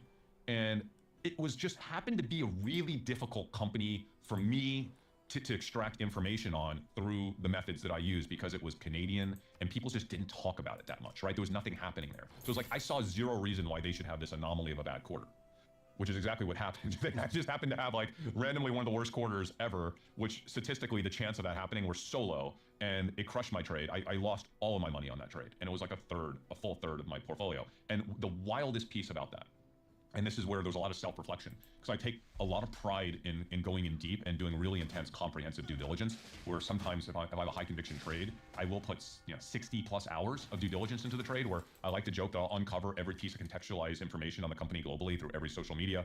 Anyone who's speaking about any of their products, I will sometimes travel if they're a retailer and visit stores and talk to store owners and clerks.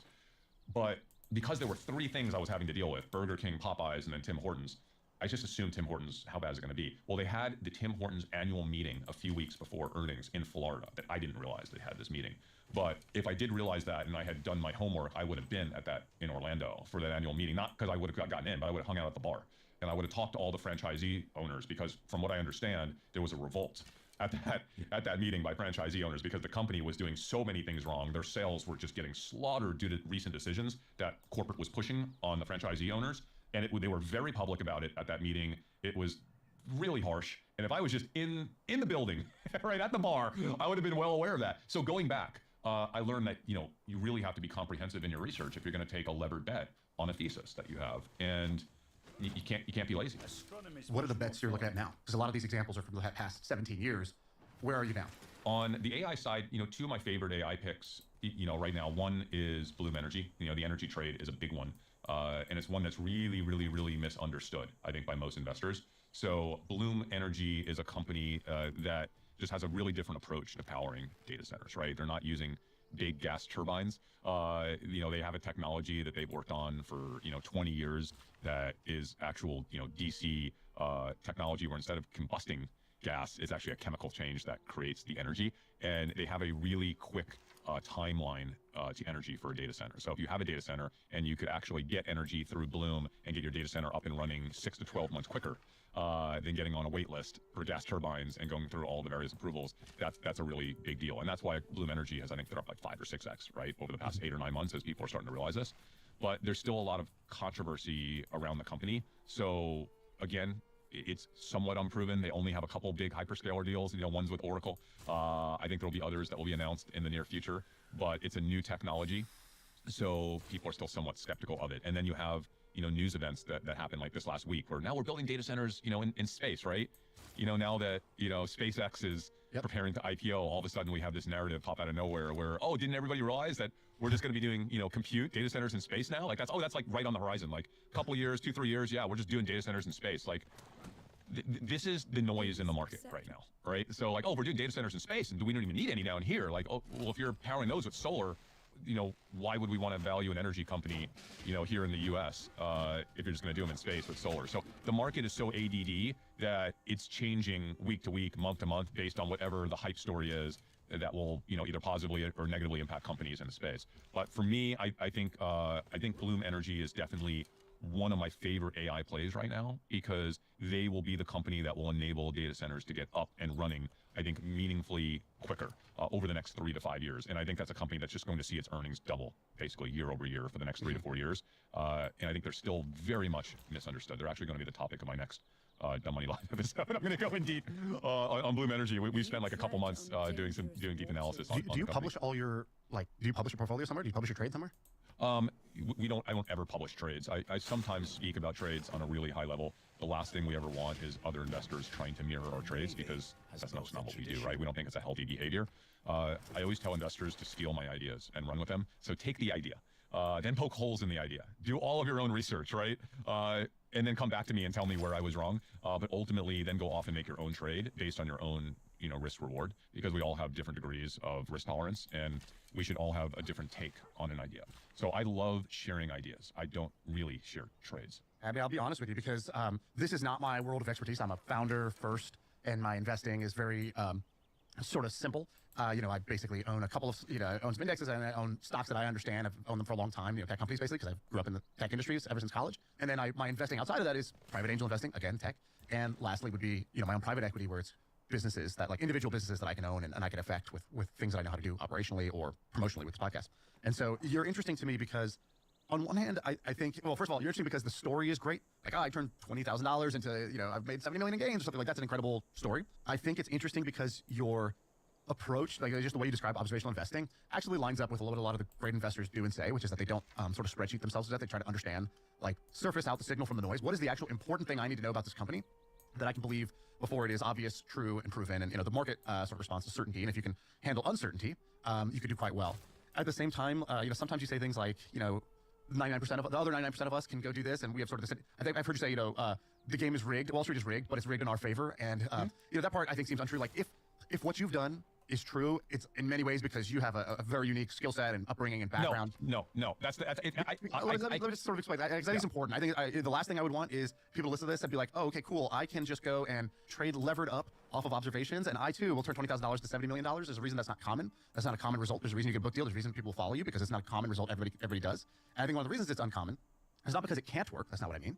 A lot of it is interpretability, right? So interpreting the signals, trying to figure out what is actually important. Is it already priced in? What does this mean? Who benefits from that? The second order effects of that. That's not like, something incredibly, simple that everybody is going to do. So there's a big difference between anybody can, yes, everybody can is different.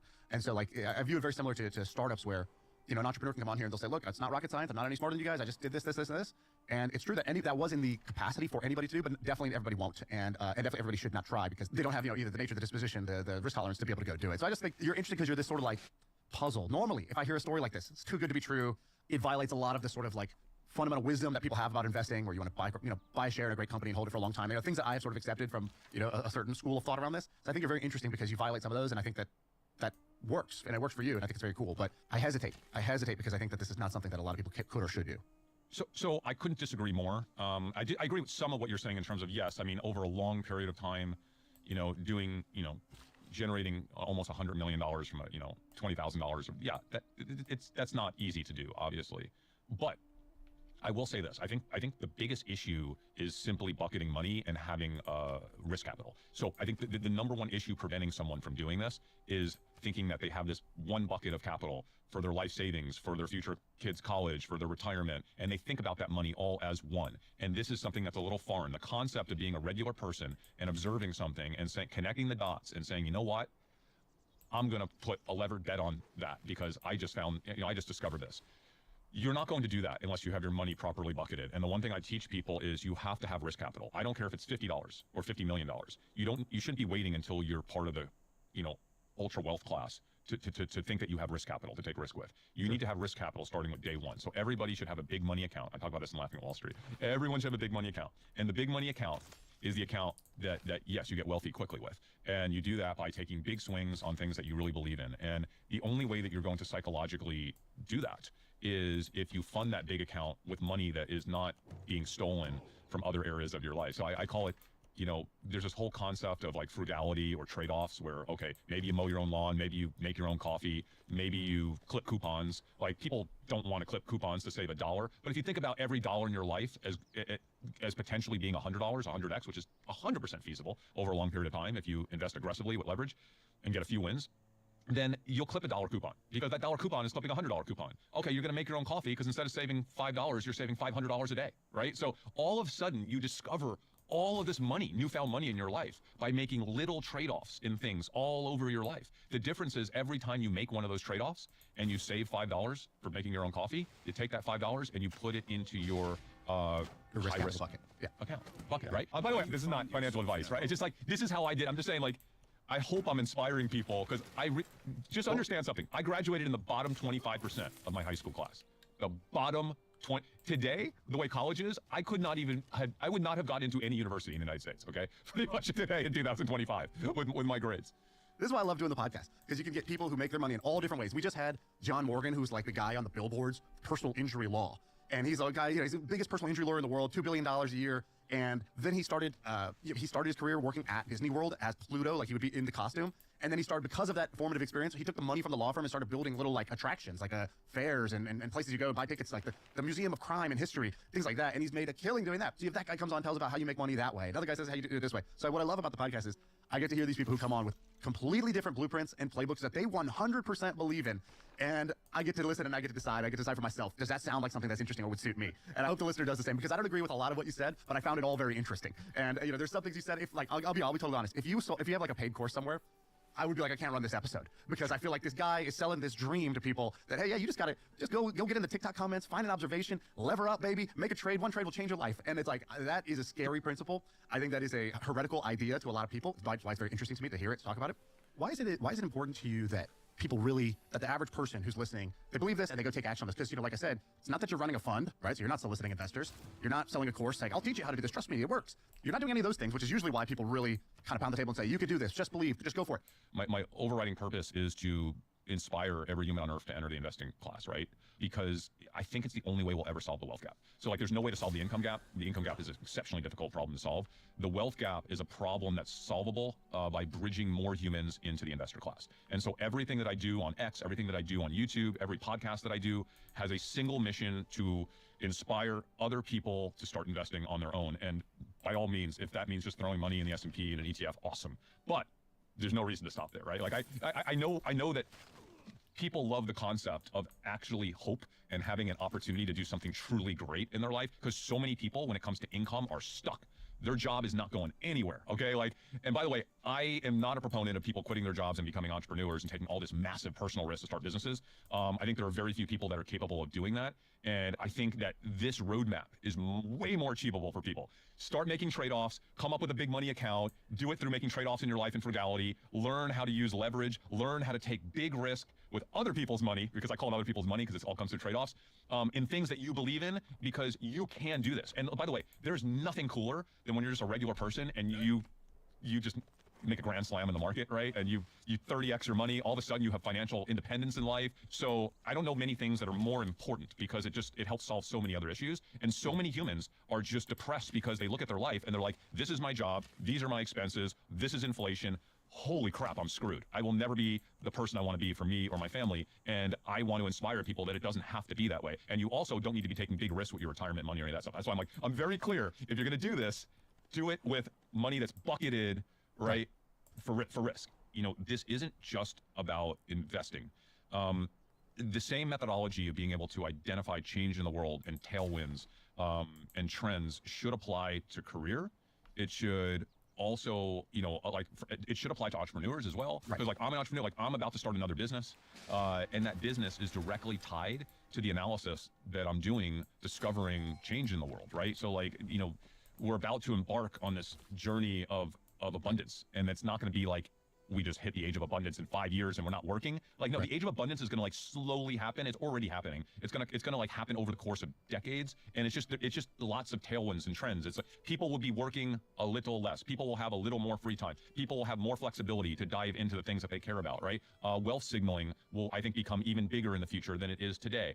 There's just so many changes that are massive that are happening in the world that if you're an entrepreneur trying to figure out like, where do I spend my time? Or if you're just someone that is figuring out where's your next career path, or where, if you're a young person, where's my career path? Like, you need to be doing more analysis on where the opportunity is, because these are some of the biggest decisions of your life. It's not just about trading a stock. Especially in Silicon Valley, you see this all the time. People will take a job, and it's like you realize you're investing all of your life force, your creative energy, and you're getting these stock options, but you never thought about this like an investor. Like, you're just happy you got the job, versus you should be looking at the job market the way an investor looks at these companies. And even if you're not investing capital, you're investing your time, right? So that applies, you know, totally there. You said you're launching a new business. What is it?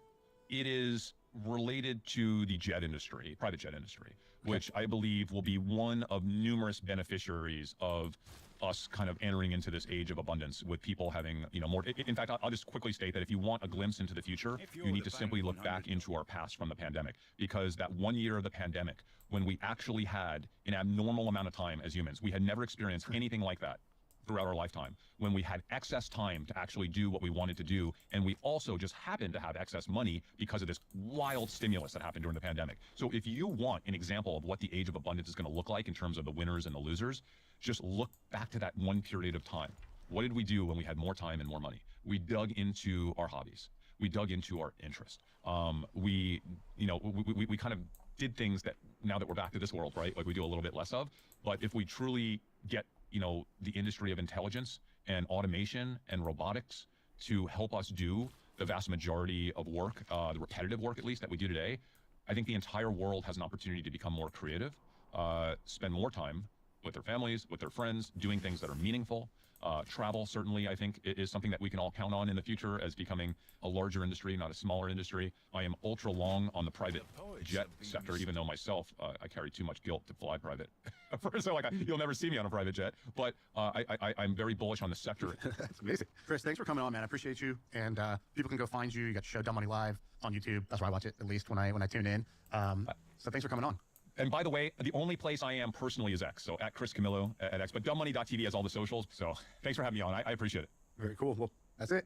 That's the pod.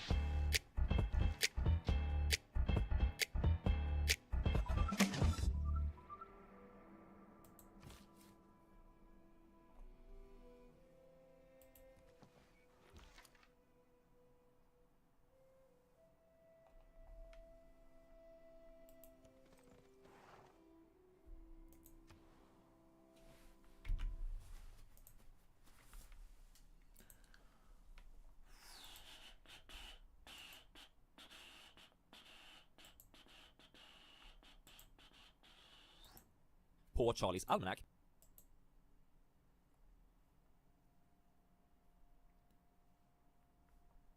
Tell the story right. You want to tell your origin story. You want to not be afraid to have vulnerabilities. You want to show that you started a business for a reason, and the reason should be that you saw a void, or you saw a market that wasn't being served, or you saw an industry that was shortcutting the consumer. And you have to have a mission or a crusade, and the consumer has to resonate with it. And most people don't even think about that. They're self-consumed. Let me tell you about us: quality, dependability, and service. Well, that doesn't mean squat to people. You need to basically understand what their definition of value is, and you've got to get them to see you as their advocate, as their champion, different from the maddening crowd of other purveyors that they could choose from. And if you're premium price, which I am, I mean, you know, we get $120,000 a day, so you've got to be able to, you know, make your value pretty clear and evident.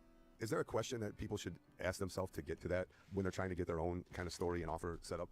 There is, Matt, but it's going to often be answered incorrectly. The wonder drug phrase in business, and everyone should just really hear me out, it's reason why. What is the reason why I should do business with you instead of somebody else, and you have a business that I can't avoid doing. In other words, if I don't total the car or sell it to somebody as is, I have to fix it. I have to choose somebody to do it. I have to decide who's going to do the best job, and depending on who I am, I'm going to favor either the reputation and the qualitative result, or I'm going to favor the economic result. Depends on what my goal is. But you have to decide what you stand for, who you stand for, why you stand for it, what standing for it should mean in its expression to the consumer, the public, the prospect. And most people are way off the mark in that, frankly. What if it was is this skill set usable for an individual? Say they're pursuing a career, or a blue collar worker looking for a job. How would we think about this as individuals? I have many children, and not from all the same marriage, regrettably. But one of them has spent his career in the cosmetic medical facility, injectables, the Botoxes and the like.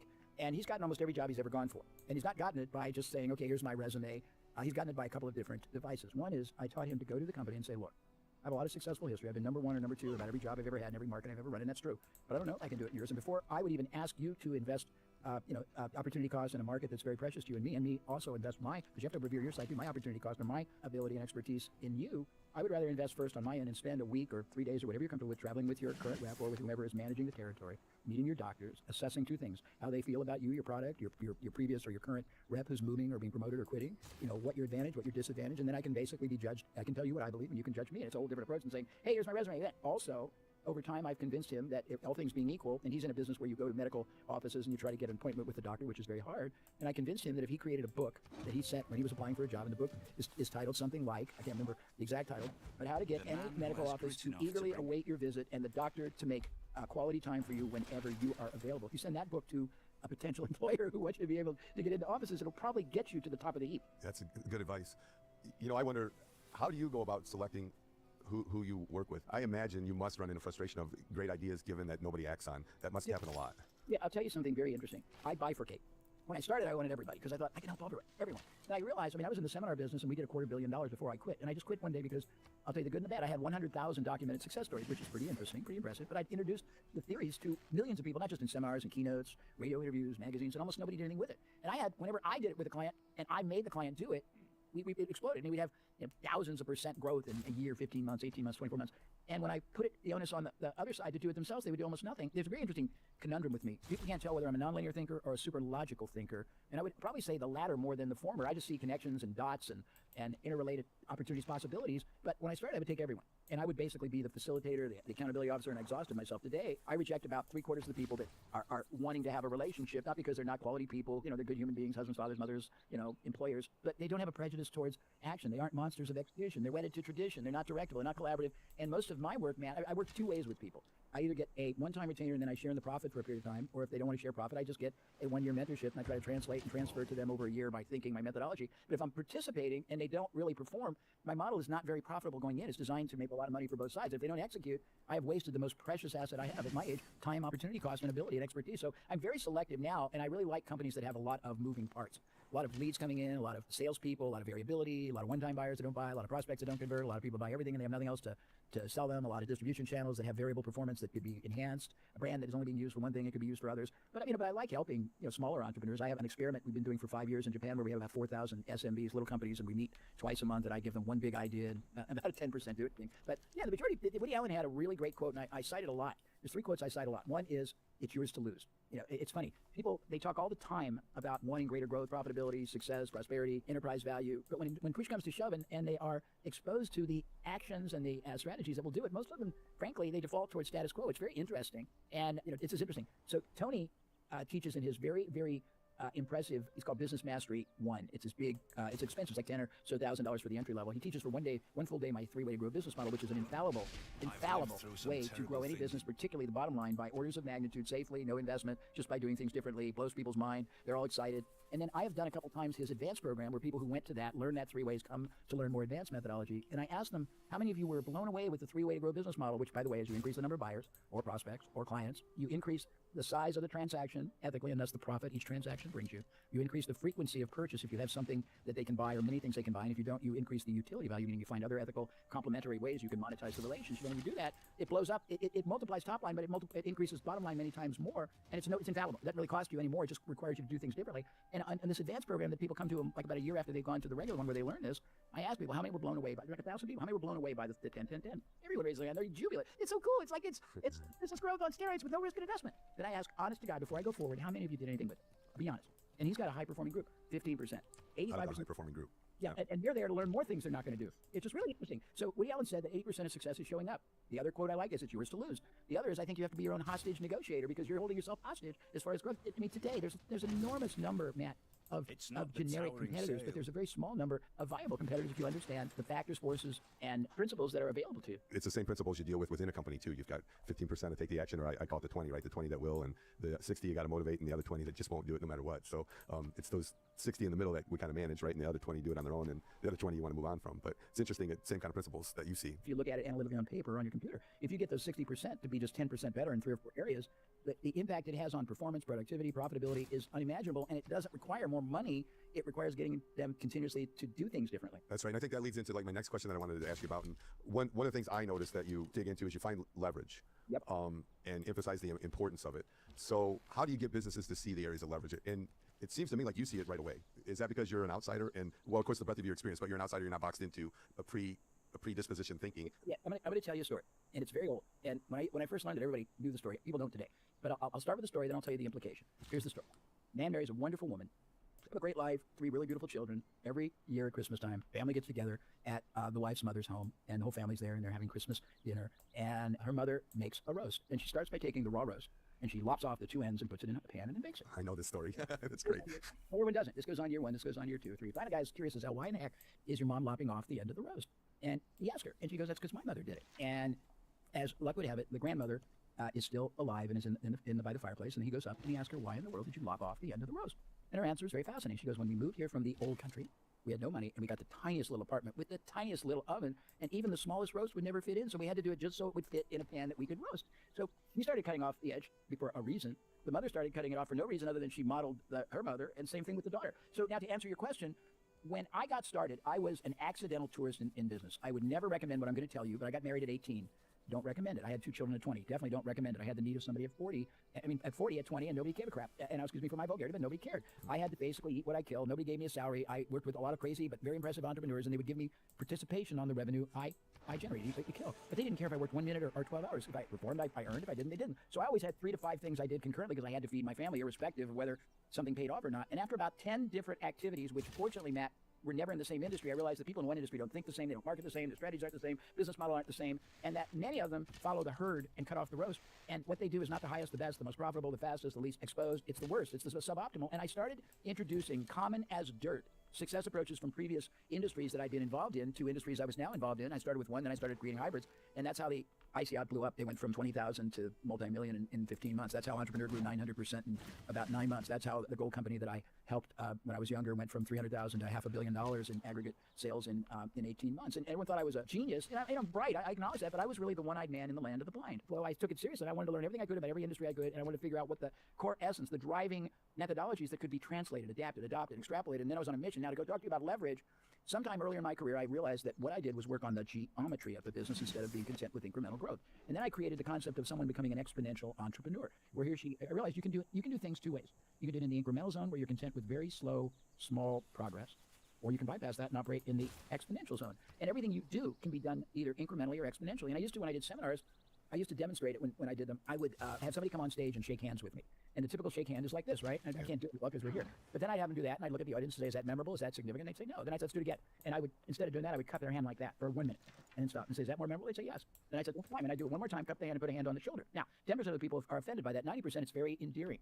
And I'd show them, I'd say, it took the same amount of time, effort. Then I'd say, how many people in the room, and I'm sorry for dominating, I'll shut up in a minute, you got me on the roll. I'd say, how many people in the room use the telephone to generate any facet of their business? Raise your hand. About half. I'd say, okay, how many ever call somebody that is important and get either a gatekeeper or voicemail? And it's like everybody. And I said, well, if you know that 90% of the probability is you're going to get that, and you go, oh, that is Jay Rabbit, I went up your company, and I think I can add a lot more profit, and I would like to have an appointment with you. Why would you do that unprepared if you know that probability and outcome is you're going to get a voicemail, you're going to get a gatekeeper? So why don't you prepare a message that is so damn strategic that it begs somebody to respond? And if you're going to call again, it just build on it. But that's why I say I think I'm a very super logical thinker, Matt.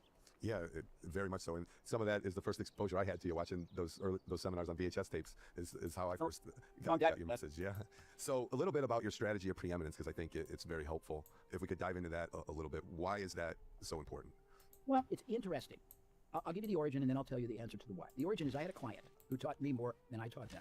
They were the #1 newsletter and health investment firm in their field until they sold, and they sold for $650 million 20 years ago, so it's a lot of money.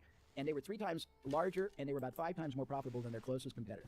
And they were a client of mine, but they were different animals. Everyone there was on a mission, a crusade. Everyone there had a different vibe. It was very appealing, very contagious. They had higher response rates, higher retention rates, higher cross-selling rates. And I decided, rather than making money from them, I wanted to learn their methodology, because the guy that ran it was a former partner at Bain, and he was a very deep thinker. So I traded them $500,000 of my time for a chance to spend a week interviewing the man I'm talking about, the guy that ran it, and all the team members to see if they conformed to what he said. And I had about 1,000 pages of notes, and I distilled it into a thesis that I called the strategy of preeminence. And what it's all about is being seen in your market as the only viable choice, the most trusted advisor for life, and having no comparability to anybody else. And it has many facets. And when I used to teach it, and if you want, we have a challenge we did one time for it. I think it was 3 or 5 days, and we don't do anything with it. I'll be happy to give you the videos, and you can put it in on your show notes, or you put it on your website, whatever you want. That'd be awesome. Yeah. Yeah. But here's the short. I'm not going to give you the 2-hour version. The short is, number one, you got to fall in love not with the business you're in, not with the industry you're in, not with being the fastest growing company in your world, not with getting the most toys, not with having the most wealth, but you want to fall in love with the clients you serve, and you want to live in a mindset where you see your product or service at work in their life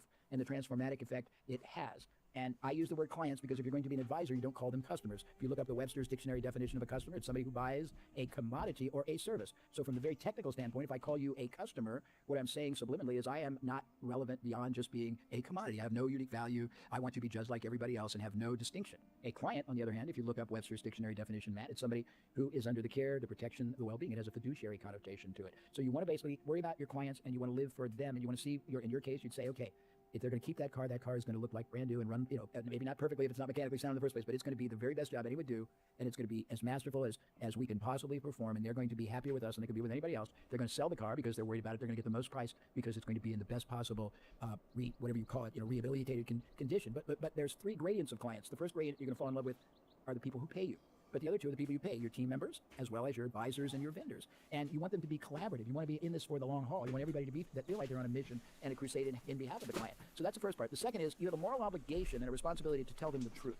Not just to sell them what they'll buy, but to tell them what they should buy. And that can mean buying less than they want to, or more than they want to, or better combinations than they want to, because you have a moral responsibility to tell them what decision is going to be in their best interest. They don't necessarily have to exercise it, but you have to have integrity. The next thing is you have to be able to put into words for people what they really want to get closer to or away from. And this is very hard for people, but and I don't know how our timeline. I've got a mechanism I can share, but it takes about 3 or 4 minutes to know how to do that. So if you want me to, I'll be happy to. If not, I can. Sure, let's do it. So we created years ago a concept called the mind of the market. It's also called the Amazon.com School of Marketing. And what it means is this: most people, when they're trying to market, or they're trying to sell somebody, or they have a sales script, or they have an interaction, they use phrases that they feel will compel them. But it's intuitive, it's conjecture, it isn't empirically validated, tested, compared against anything else.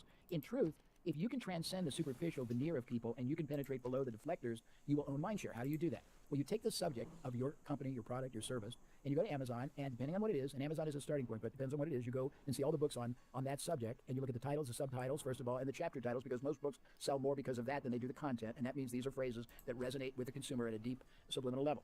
Then, this is the important point, you go to all the reviews of the books, and you go to the 5s and 0s. Now, 5s are great, 0s are horrible, and sometimes you have to go to other books that have lots of 0s and 1s, because when people are passionate, Matt, and think about this with yourself, your team, your management, your family, your kids, when you're really passionate, positive or negative, when you're thrilled or when you're angry, your subconscious overrides your conscious, and it says things. And if you back out the vulgarity, when you don't go FF or things that are nasty, your mind articulates in a very sinewy, very efficient, very powerful graphic imagery way, which it doesn't normally do when you are just talking. So those are the words that your subconscious will really resonate. Now, if what you sell, like you, I don't know that you have a product in your business, Matt, that you go to a book, although there might be a book on it, but I think that you would be better off going to discussion groups, going to your competitors and looking at their positive and negative reviews, going to your own and looking, and then what you do, you get always positive, always negative, you get the titles if they're books, you get the subtitles, and you get the chapter titles. You put the chapter and the subtitles in a group, you put the positives in a group, you put the negatives in a group, and now you combine them in a hierarchy. So the 80-20, they might be said a little differently, but 80% are going to be the same 5 or 10, and you have now the 80%, and now you can communicate with your target audience in language that not just they understand, but their subconscious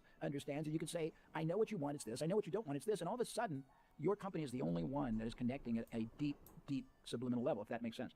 Yeah, it does. In fact, we recently did an exercise where we looked at our own reviews and looked at, what was the makeup of the best reviews and what was the makeup of the worst. And crazy enough, the same 3 things in the same order were the source of praise and the source of criticism. That gave us the keys to success. From the customer's point of view, it either made us or broke us in each of the 3 areas, and they were exactly the same, whether it brought praise or criticism.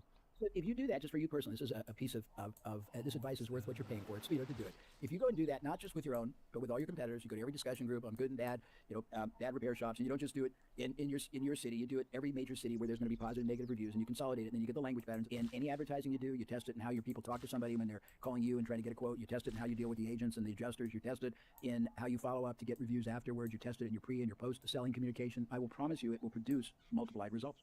That's awesome. I'm going to take that advice for sure. One thing that I wanted to ask you about, well, before we wrap it up here, you talk about a lot of times you're competing against fear and apathy more than a competitor even. Why is that the case, and how do you think about the emotional equation? I told you I've helped 350 or so world-class A caliber experts. None of them came to me for help with their methodology, but I had to learn their methodology in order to help them command more preeminence, more higher pricing, more delineation against everyone else. So I have a very profound understanding of a lot of things. I'm dangerous. I can't operate a business, but I can multiply a business if you run it. But the point I was going to make is there are a lot of soft skills that have enormous upside that people don't understand. And one of them, to go to your question, is Stephen M. R. Covey, who is the son of Stephen R. Covey of 7 Habits. And Stephen M. R., the son, who's a little younger than me, is a world authority on business trust building. And he says most people think they command great trust when in fact they don't. He's got 13 characteristics that if you can really manifest and personify them in an authentic way, in a genuine way that is an integral part of your authenticity, it will multiply your result up to 300%. That goes for selling, that goes for team engagement, follow through, it goes for shortening sales cycle, it goes for all kinds of things. So in answer to your question, people are afraid they are going to make a bad decision. They don't trust many companies to have their best interests at heart. And I left something out of preeminence. When you are preeminent, you have an obligation, and it's a very multifaceted one. One, that is anytime you interact with anybody for any reason, any amount of time, you have the obligation, the responsibility, the privilege of making them better off because you were in their life. Secondly, you want to make sure that you tell them, as I said, what's in their best interest. And trust comes from the sense that you have their best interest at heart, not yours. People are silently begging to be led. They really are. Everyone is. You are, I am. But the caveat is we only want to be led by somebody that we genuinely feel has our best interest at heart, not their own. And that's the boogaboo. Most people today are so concerned with self-interest. I always try, and it's, if you were my client, I would spend 4 hours just learning your origin story. I'd learn how you got there. I'd learn your values. I'd learn your belief system. I'd learn why and how you do things, how they're doing, what you're doing, why you're doing it, all these things before I'd ever try to even advise you, because I can't advise you if I don't fully appreciate, understand, and respect you. Yeah, that really resonates with me. And I got to tell you, Jay, like the value of what you say throughout this is so good. Like, I'm in this conversation. I'm going to probably listen to this thing a few times because you threw so many great ideas and things that go really quickly. I'm just expressing appreciation for it. No, and that's great. So you're a very humble man, and you've accomplished an enormous amount. And I had the very good privilege of spending 2 hours with you and some of your team members a couple of weeks ago, and I was vividly impressed with your humility, your authenticity, and your commitment to the betterment of the market you serve. And I don't believe most really live there. They don't walk their talk. Yeah, you have to. It has to be authentic. Jay, how long will you keep doing this? Like, I hope for a long time for the sake of those that you help. But I'll tell you something that's interesting. I never thought I'd still be doing this, but I never developed any hobbies. I have, as you can tell, a lot of energy. I have a knowledge base that is very eerie, and what I do is very unique. I can teach people my generic, my theoretical constructs, but where my strength comes in is I've really done this for 50 years, so I have an empirical, real-world, front line of capitalism understanding. And I got to tell you, I don't do one thing all the time. I think I would get very tired. I don't run a business. I mean, I can't run a business. I'm a good operator. I'm a mad scientist. But every day in my life is discovery. Every day of my life is experimentation. Every day of my life is diversity. If you thrive on growth, if you thrive on discovery, if you thrive on exploring the human condition, it's the perfect way to live a life. I mean, I've not really concerned myself with becoming a billionaire. I've concerned myself with learning everything I could about everything I could and trying to really understand how different things work and why they work and why people allow them to work less than they should. And I still enjoy it. I don't enjoy everybody anymore. I don't enjoy people who want intellectual entertainment. I don't enjoy people that are focused on making money over creating value. And I definitely don't like people who don't execute. But I still have a good time, Matt. That's awesome. Final question. We're all about championing people. And so giving you the opportunity, if there's a person in your life you'd like to champion right now and why? I have had a wonderful opportunity to impact a lot of people I never would have expected. If somebody who's genuinely struggling comes into my life, we don't just patronize them. I have a body of work to die for. I mean, I've got an enormous amount of IP that I've created over my life, and I don't even try to sell it. We just really gift it to people most of the time. So I went and I bought some clothes a couple of weeks ago at a soup place, and the guy was there, but he really wanted to be an entrepreneur. We started talking, and he was heartfelt, and he really didn't have a lot of money, and he was trying to get started. And I bought him, I don't know, $50,000 of my materials because I don't do anything with them except I share them with clients. And I like being a benefactor. I like being a catalyst of possibilities. And I'll tell you one thing that's a little bit, you may not admire this, but it's true. Did you ever see the movie Animal House? Yes. Do you remember Dean Wormer put the fraternity on double secret probation? Yep. So in my life, a lot of people are on double secret probation, but it's a benign one. I want to see if you take a horse to water, will they drink? So I would gift people things that are invaluable. And we used to sell our home studies for $5,000 to $15,000, and I may give somebody a bunch of them, and I want to see if they'll do anything with it. And sadly, as I said, most people don't. When we did our expense in seminars, they were 15, 20, 25, 30,000. I had people that I had empathy for, and I would buy them gratis attendance. And I would also extend to some of my colleagues, and they would be the ones that would be sitting in the hall most of the time. They wouldn't be in the room. It's not annoying. It's just fascinating to observe how people, how they speak that they want one thing, but their actions really belie that, Matt. Yeah. I can see the frustration in that. There might be something to the whole, they got it for free, that's why they didn't appreciate it, maybe too. Value wasn't there, which is really tragic. Yeah. Jay, thanks so much for taking the time today. Really enjoyed this. I know I'm going to listen to it a few times and hope the audience found it as beneficial as I did. I'm sure they did. Thank you. I hope you enjoyed this conversation. If you want more podcast in your life, which of course you do, make sure to like, follow, and subscribe to us on YouTube, Apple Podcasts, Spotify, or wherever you get your podcasts. Catch you next time.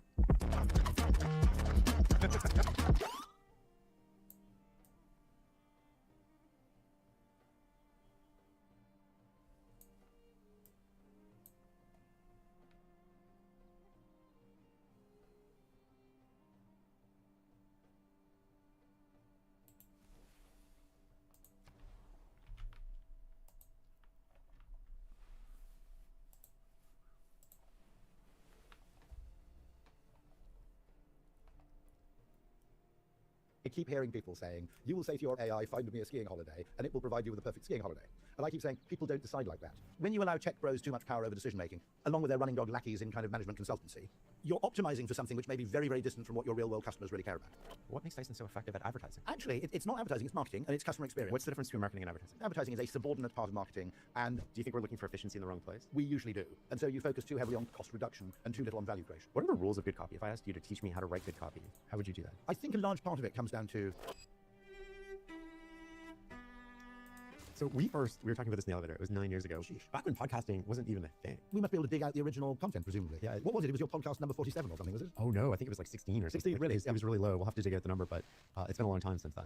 Oh, fabulous. And podcasting is So I've been exploding. following Farnham Street devotedly. Appreciate that. And it's always interesting.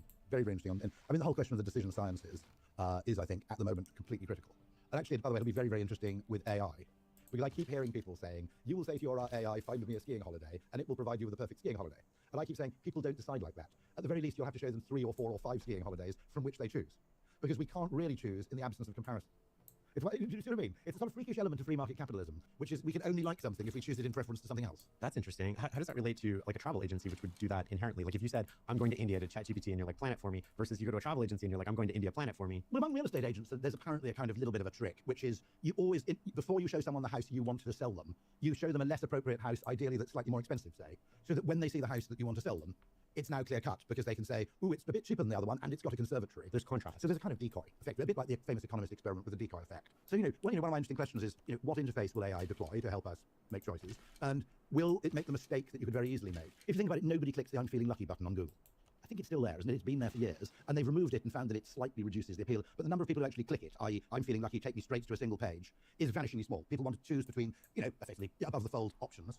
And I'm just intrigued because it's very, very easy, I think, for people with an economic or tech background to make assumptions about what people are trying to do and how they choose, and that we're, utility maximizers and all this kind of thing, only really to be completely wrong. Do you think we're looking for efficiency in the wrong place? We usually do, in the sense that when you pursue efficiency, there are quite a few problems. But when you pursue efficiency, generally you start looking at numerical or mechanical factors. And of course, in the process, you disregard psychological factors, where the greater gains may be found. And so you focus too heavily on cost reduction and too little on value creation. I mean, one of the greatest forms of efficiency, by the way, is employing a human being who's really, really nice. Now, this is complete anathema to people in tech who love to define business processes so as to make them susceptible to automation. Person X does this. We will take that function. We will replace it with algorithm Y. And it's a very beguiling message because it usually comes with cost savings attached. You might have heard of, I think, the Dorman fallacy, did you? I'll remind the viewers and listeners, which is simply that, you have a hotel, it's a 5-star hotel, it has a doorman, somebody who welcomes incoming guests. A combination of, say, McKinsey or Accenture and a tech firm will come in and say, your doorman currently costs you X thousand dollars a year. We have defined his or her function as opening the door. We will replace said doorman with automatic door opening mechanism and an infrared human detector, and we'll save you $30,000, $40,000 a year. And then they walk away, they take the credit for the cost saving. And then 2 years later, that hotel's a catastrophe. The rack rate's fallen off a cliff because the doorman was doing multiple things, many of which were human and kind of tacit. Security would be one. There are no vagrants asleep in the doorway. Hailing taxis, dealing with luggage, recognizing regular guests, providing status to the hotel. There are loads and loads of value creation components to that doorman, which aren't captured in the open the door definition. Is that an example of where the costs are really visible, but the benefits are Absolutely correct. Yeah. So it's very, very easy. Management consulting firms, if you're in a business and some management consultants come in, go to the management and say, are they on a gain share agreement? A gain share agreement is a management consulting scam where you claim a certain percentage of the cost savings you identify in year one. Now, as Roger L. Martin, your fellow Canadian and my own personal Bengali says, any idiot can cut costs. Okay? What takes real skill is cutting costs in a way that doesn't destroy value. One of the things that I don't think is understood by tech nerds, and if I'm being really cruel, males in general, in many cases, is the extent to which, in evaluating any business or experience, the human component of it, the face-to-face component, does really, really heavy lifting. I have a lovely story to illustrate this, which I think is fantastic. It's the absolute perfect example of misalignment of optimization through quantification bias. So, wonderful man Alex Batchelor used to be the marketing director of Royal Mail, but, similar to what you have with Canada Post, right? USPS. Yes, sorry, not US, yes, USPS. And they couldn't make any sense of the fact that the brand perception of Royal Mail bore no relation to service levels. So there would be districts and areas where, every single first-class letter arrived early the following day, extraordinarily reliable levels of service, and Royal Mail wasn't particularly held in affection or esteem. There are other areas where the service was frankly a bit ropey, and people seemed to love it. Now, this obviously upset them because they thought that all the billions, or certainly hundreds of millions they'd invested in service quality improvement should translate into customer satisfaction, and therefore, some sort of brand voltage. And someone had a theory, and they said, I think something else is going on. And the theory, which was put to the test and proved absolutely right, was that the major determinant of whether you liked Royal Mail or not was whether you liked your postman, or postie, technically, to be used the gender-neutral term. So people who had a rather unreliable service, but the postman did the odd favour for them, left things in the porch, had a chat with them. Okay? Those people thought it was a brilliant organisation, regardless of the actual metrics that were being pursued. And I think that's very true in any service organisation. There's an electricity company, a gas company, a water company, a utility. You may interact with them online 95% of the time, but the one or two occasions where you interact by telephone or face-to-face disproportionately affect your perception of the organisation. And I've argued for quite a time, if I were being completely honest, I've worked in advertising for 36 years, and if I were a wholly honest person without fear of annoying my colleagues, probably 50% of the time I would advise to a client, take 10 to 20% of your marketing budget and spend it on upgrading the call center. Pay the people too much. Get the best practitioners. I think it's perfectly legitimate in some organizations. There should be the very best call center people should be on 6 figures. Because it makes, if you're good and nice, that's how much difference it makes. In other words, it more or less drowns out all your other stuff, all the other noise. If every time you have a personal experience, you have a good experience, then broadly speaking in the human brain, that's a good organization which I can trust. And when you think about it, I suddenly realize why this probably is. We don't really have much evolved experience in evaluating postal efficiency, do we? Okay? We have 250,000 years of evolved experience in deciding who to like and trust. Because for most of our evolutionary, existence, that was one of the five most important questions to get right. Do I trust this person? Will they attack me? Are they an ally? Are they a foe? If I pay them money, will they deliver? And so consequently, I think what we do in our brains is we use our human judgment as a proxy. Now, a story to back up that, you probably remember this, okay? It's in my book Alchemy, which is, imagine you're turning up to buy a second-hand car, and you turn up at the house, nondescript house, and the car's parked outside the house, and you have a looky-loo at the car, and you judge whether the pedals are worn and the condition of the bodywork, and you have a look around the car. And you decide you're interested in paying, let's say, $5,000 for this car. So you go and ring on the doorbell of the vendor, and the door is answered in one situation by, for example, a female vicar. Okay? Could be Catholic, can't be Catholic, but Episcopalian, doesn't really matter. Okay? Female vicar, and it's a tidy, clean house. At that point, you probably upweight what you're prepared to pay by 20% or so. In a parallel universe, the door is answered by a guy in his underpants. In other words, someone with no shame.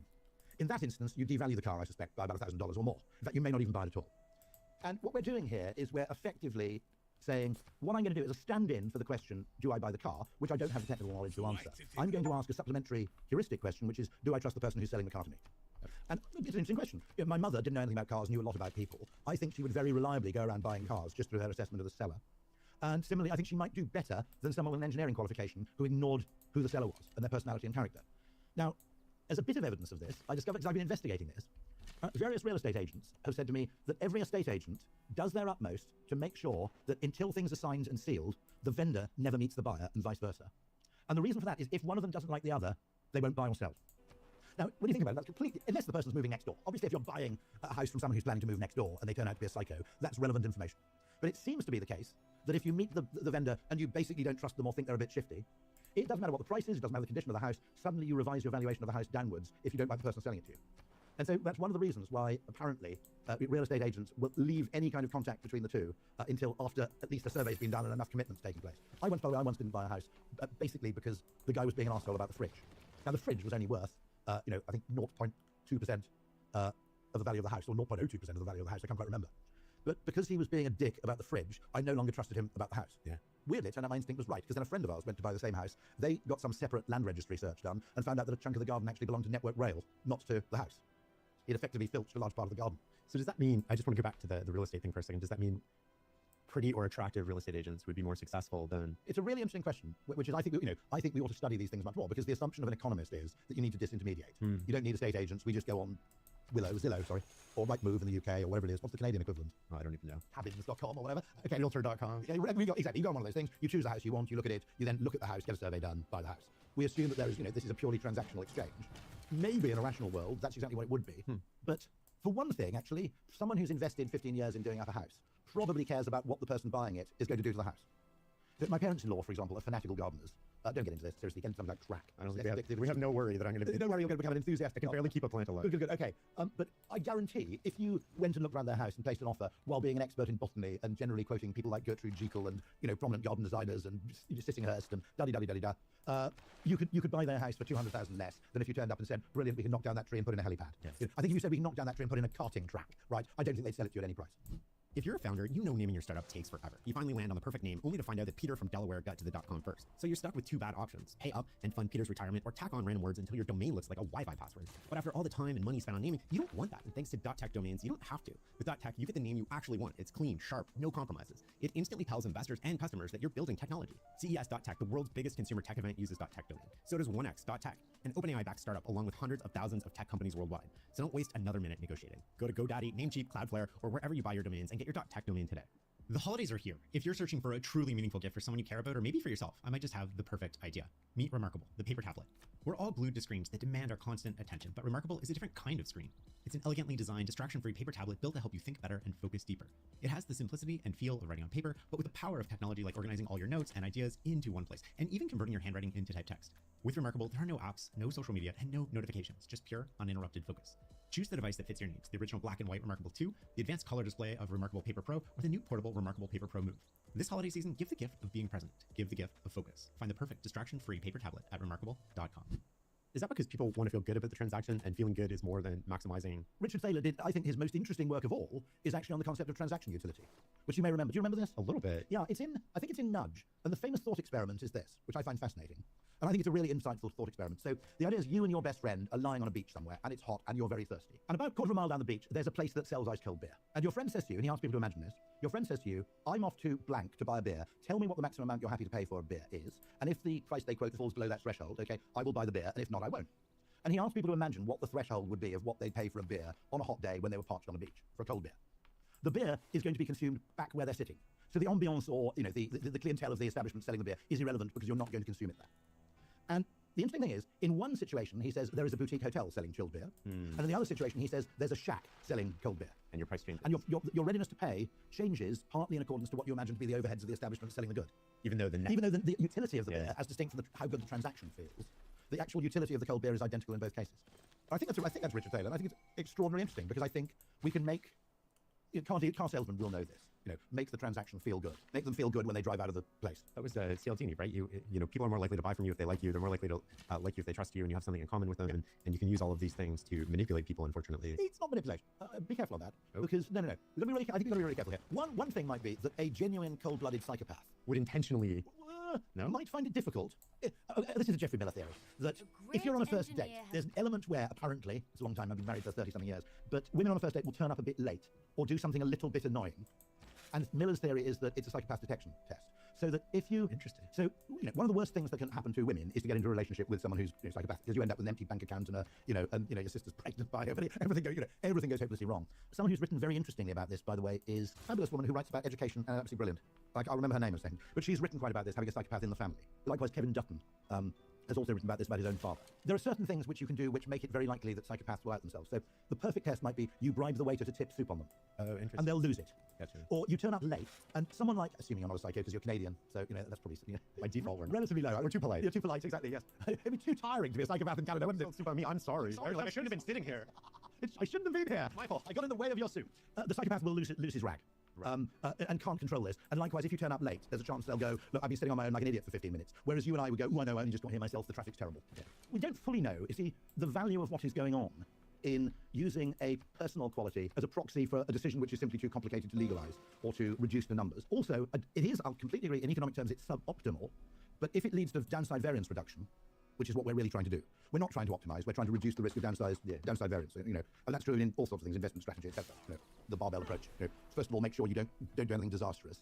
Then after that, try and get lucky. You say it like it's a conscious thing, but I think it's an unconscious thing. Because if it is conscious, it's probably a reverse signal that you're actually a bit off kilter. If you're consciously doing in fairness, if you study social science matters, but I agree with you that my wife occasionally gets a bit annoyed with me because I will literally apply Taleb logic to decisions. Just to give an example, I always argue that over 36 years, holidays where I've rented a car are better than holidays where I haven't.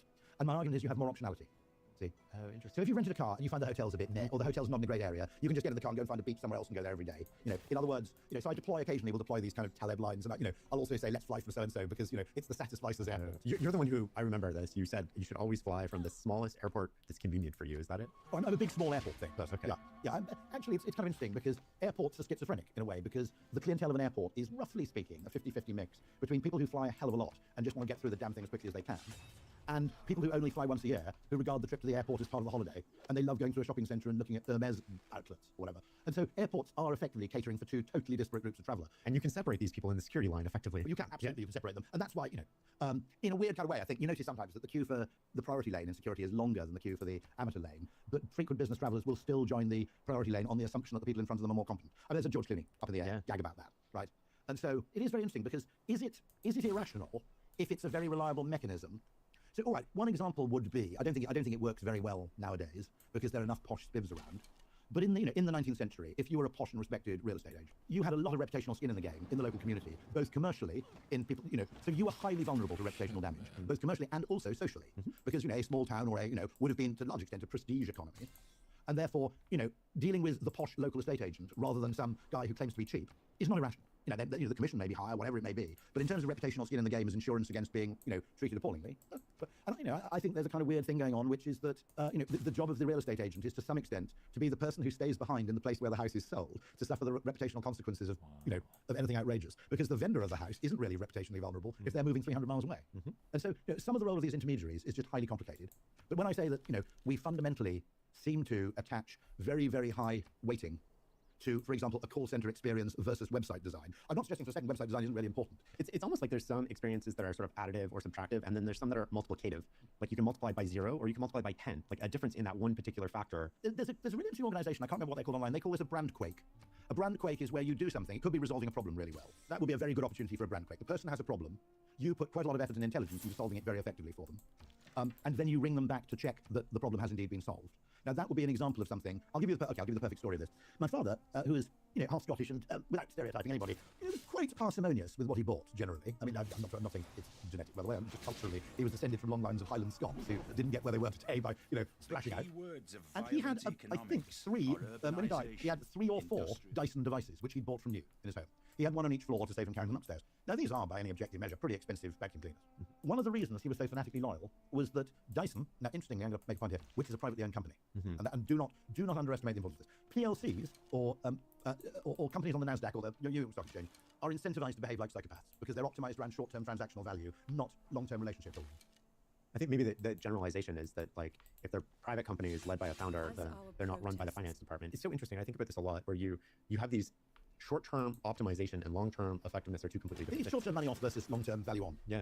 And so there's always somebody making more money than you, but maybe they're cutting corners, maybe they're doing things that are unsustainable. And like you said, you can always save money in the short term, but you damage your brand. And by the way, my theory is the primary reason for the success of these private companies.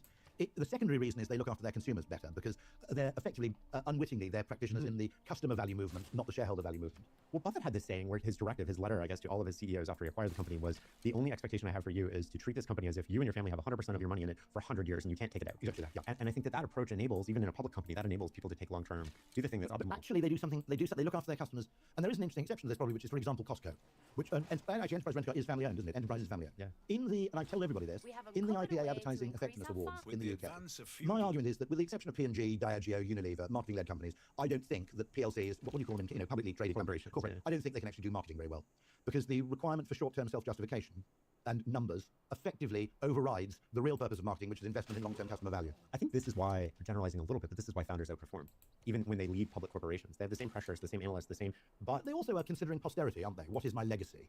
I mean, it's interesting, actually. The German car industry, although their public companies are sort of family-run, Aldi, famously, which owns Trader Joe's, is basically owned by actually 2 German families. They had a huge feud. But something's going on there. One of the things they do is they look after their staff better. And I think when you look after your staff better, the customer notices. Well, this is part of the Costco thing. So, yeah, I mean, Costco, exactly. But that comes from the Saul Price line of thinking, which when he started FedMart, he sort of outlined the obligation of our business is we have a fiduciary relationship with the customer. Yeah. And Jim Sinegal, who founded Costco, was a student of Saul Price. And later on, they would merge the companies. Of course they did, didn't they? Yes, you're absolutely right. Yeah, and I think that's interesting, right? Where you treat your employees better. Nice story from Dyson, which is family-owned. In fact, I think family-run companies, this would include people like S.C. Johnson, I think they should wear a badge. You see what I mean? Just as you have a kite mark on British. Well, Loblaws is family owned, isn't it? For example, in Canada, Family Control. McCain, Family Control. So what I was saying about the Advertising Effectiveness Awards, 4 out of the 5 gold winners, it's only every 2 years this award, and it's very, very rigorously judged. 4 out of the 5 winners, namely McCain, your Canadian heroes, McCain, Yorkshire Tea, Specsavers, and Laithwaites, a wine company. 4 out of the 5 winners. The 5th one was Guinness, which is sort of a family company in a sense, although it's owned by Diageo. And so my point is that we should actually have a kite mark that allows consumers to prefer to buy from companies which aren't listed on some stock exchange somewhere and hence aren't controlled by the finance function because they're more trustworthy. That's an interesting. I don't know if I agree with that, but it's interesting to. Well, is Rogers still family controlled? I mean, Canada's absolutely packed full of. Well, Canadian Tire. What about that? Increasingly, you get family controlled, but not economically controlled. So you have like a dual class. So the Western family would control Loblaws to some extent, even though they're not majority shareholder. Well, I think if you have a corporation that's hundreds of billions and you control 10 or 15% of it, you effectively have control over the company. Of course, yeah. Ford Motor Company falls into that definition. I think the family or there's a particular class of shares. A lot of dual class coming. But hold on, I want to go back to Dyson for a second. What makes Dyson so effective at advertising? Actually, it's not advertising; it's marketing and it's customer experience. What's the difference between marketing and advertising? Advertising is a subordinate part of marketing, and in many cases, even I've worked in advertising for 36 years. I want to think of myself probably unsuccessfully, but I still aspire to be a marketer. Okay, not an advertising person, because advertising is a useful toolkit available to the marketer, and by the way, generally is pretty effective. But Peter Drucker, the purpose of business is to find and keep a customer profitably. That's the purpose of marketing. It's to either create or find customers with whom, over time, you can engage in mutually advantageous relationships to mutual profit. That's it. So what makes Dyson so good at marketing? Well, the story I heard from someone who worked at Dyson for 12 years is that he was sitting in a presentation, James Dyson presiding, and they were presenting the call center sort of efficiency statistics. And by the way, I'm absolutely fanatical about call centers because I'm terrified that in an AI age, people will try and effectively automate them. I think what you should do instead is make them slightly smaller but a lot better. Because I don't think you can substitute for the human in cases of unusual problems, special circumstances, empathy, generally. Don't get me wrong, I think you can get AI empathy. I'm not suggesting that AI is going to be completely unempathic, but at some point it's rather like the equivalent of I want to speak to the manager. There will be situations where you want to speak to a person who can understand your specific situation and has the power to intervene, to override the normal rules and regulations to solve your problem, because it is commonsensical to do so. Even if, our service level agreement doesn't normally allow us to send out a replacement part. In this case, since your part is faulty, somebody who has the power to do the right thing. Got it, exactly. But I think, I think that will ultimately, you'll have to have the human as the last port of call on that. Also, your call center is the only way you can find out the problems that people can't solve anywhere else. Do you see what I mean? So there was a very smart person I met at Microsoft who, when they took over some fairly niche Microsoft product, they put the call center in the middle of the development team. I mean, I would argue that the call center of British Airways should be on the same floor as the boardroom, because it's where you find out where you're going wrong with your existing customers, who are the most important people. You know, people talk a lot about product market fit, sales tactics, or pricing strategy, but the truth is success in selling often comes down to something much simpler, the system behind the sale. That's why I use and love ShopPay, because nobody does selling better than Shopify. They built the #1 checkout on the planet, and with ShopPay, businesses see up to 50% higher conversions. That's not a rounding error, that's a game changer.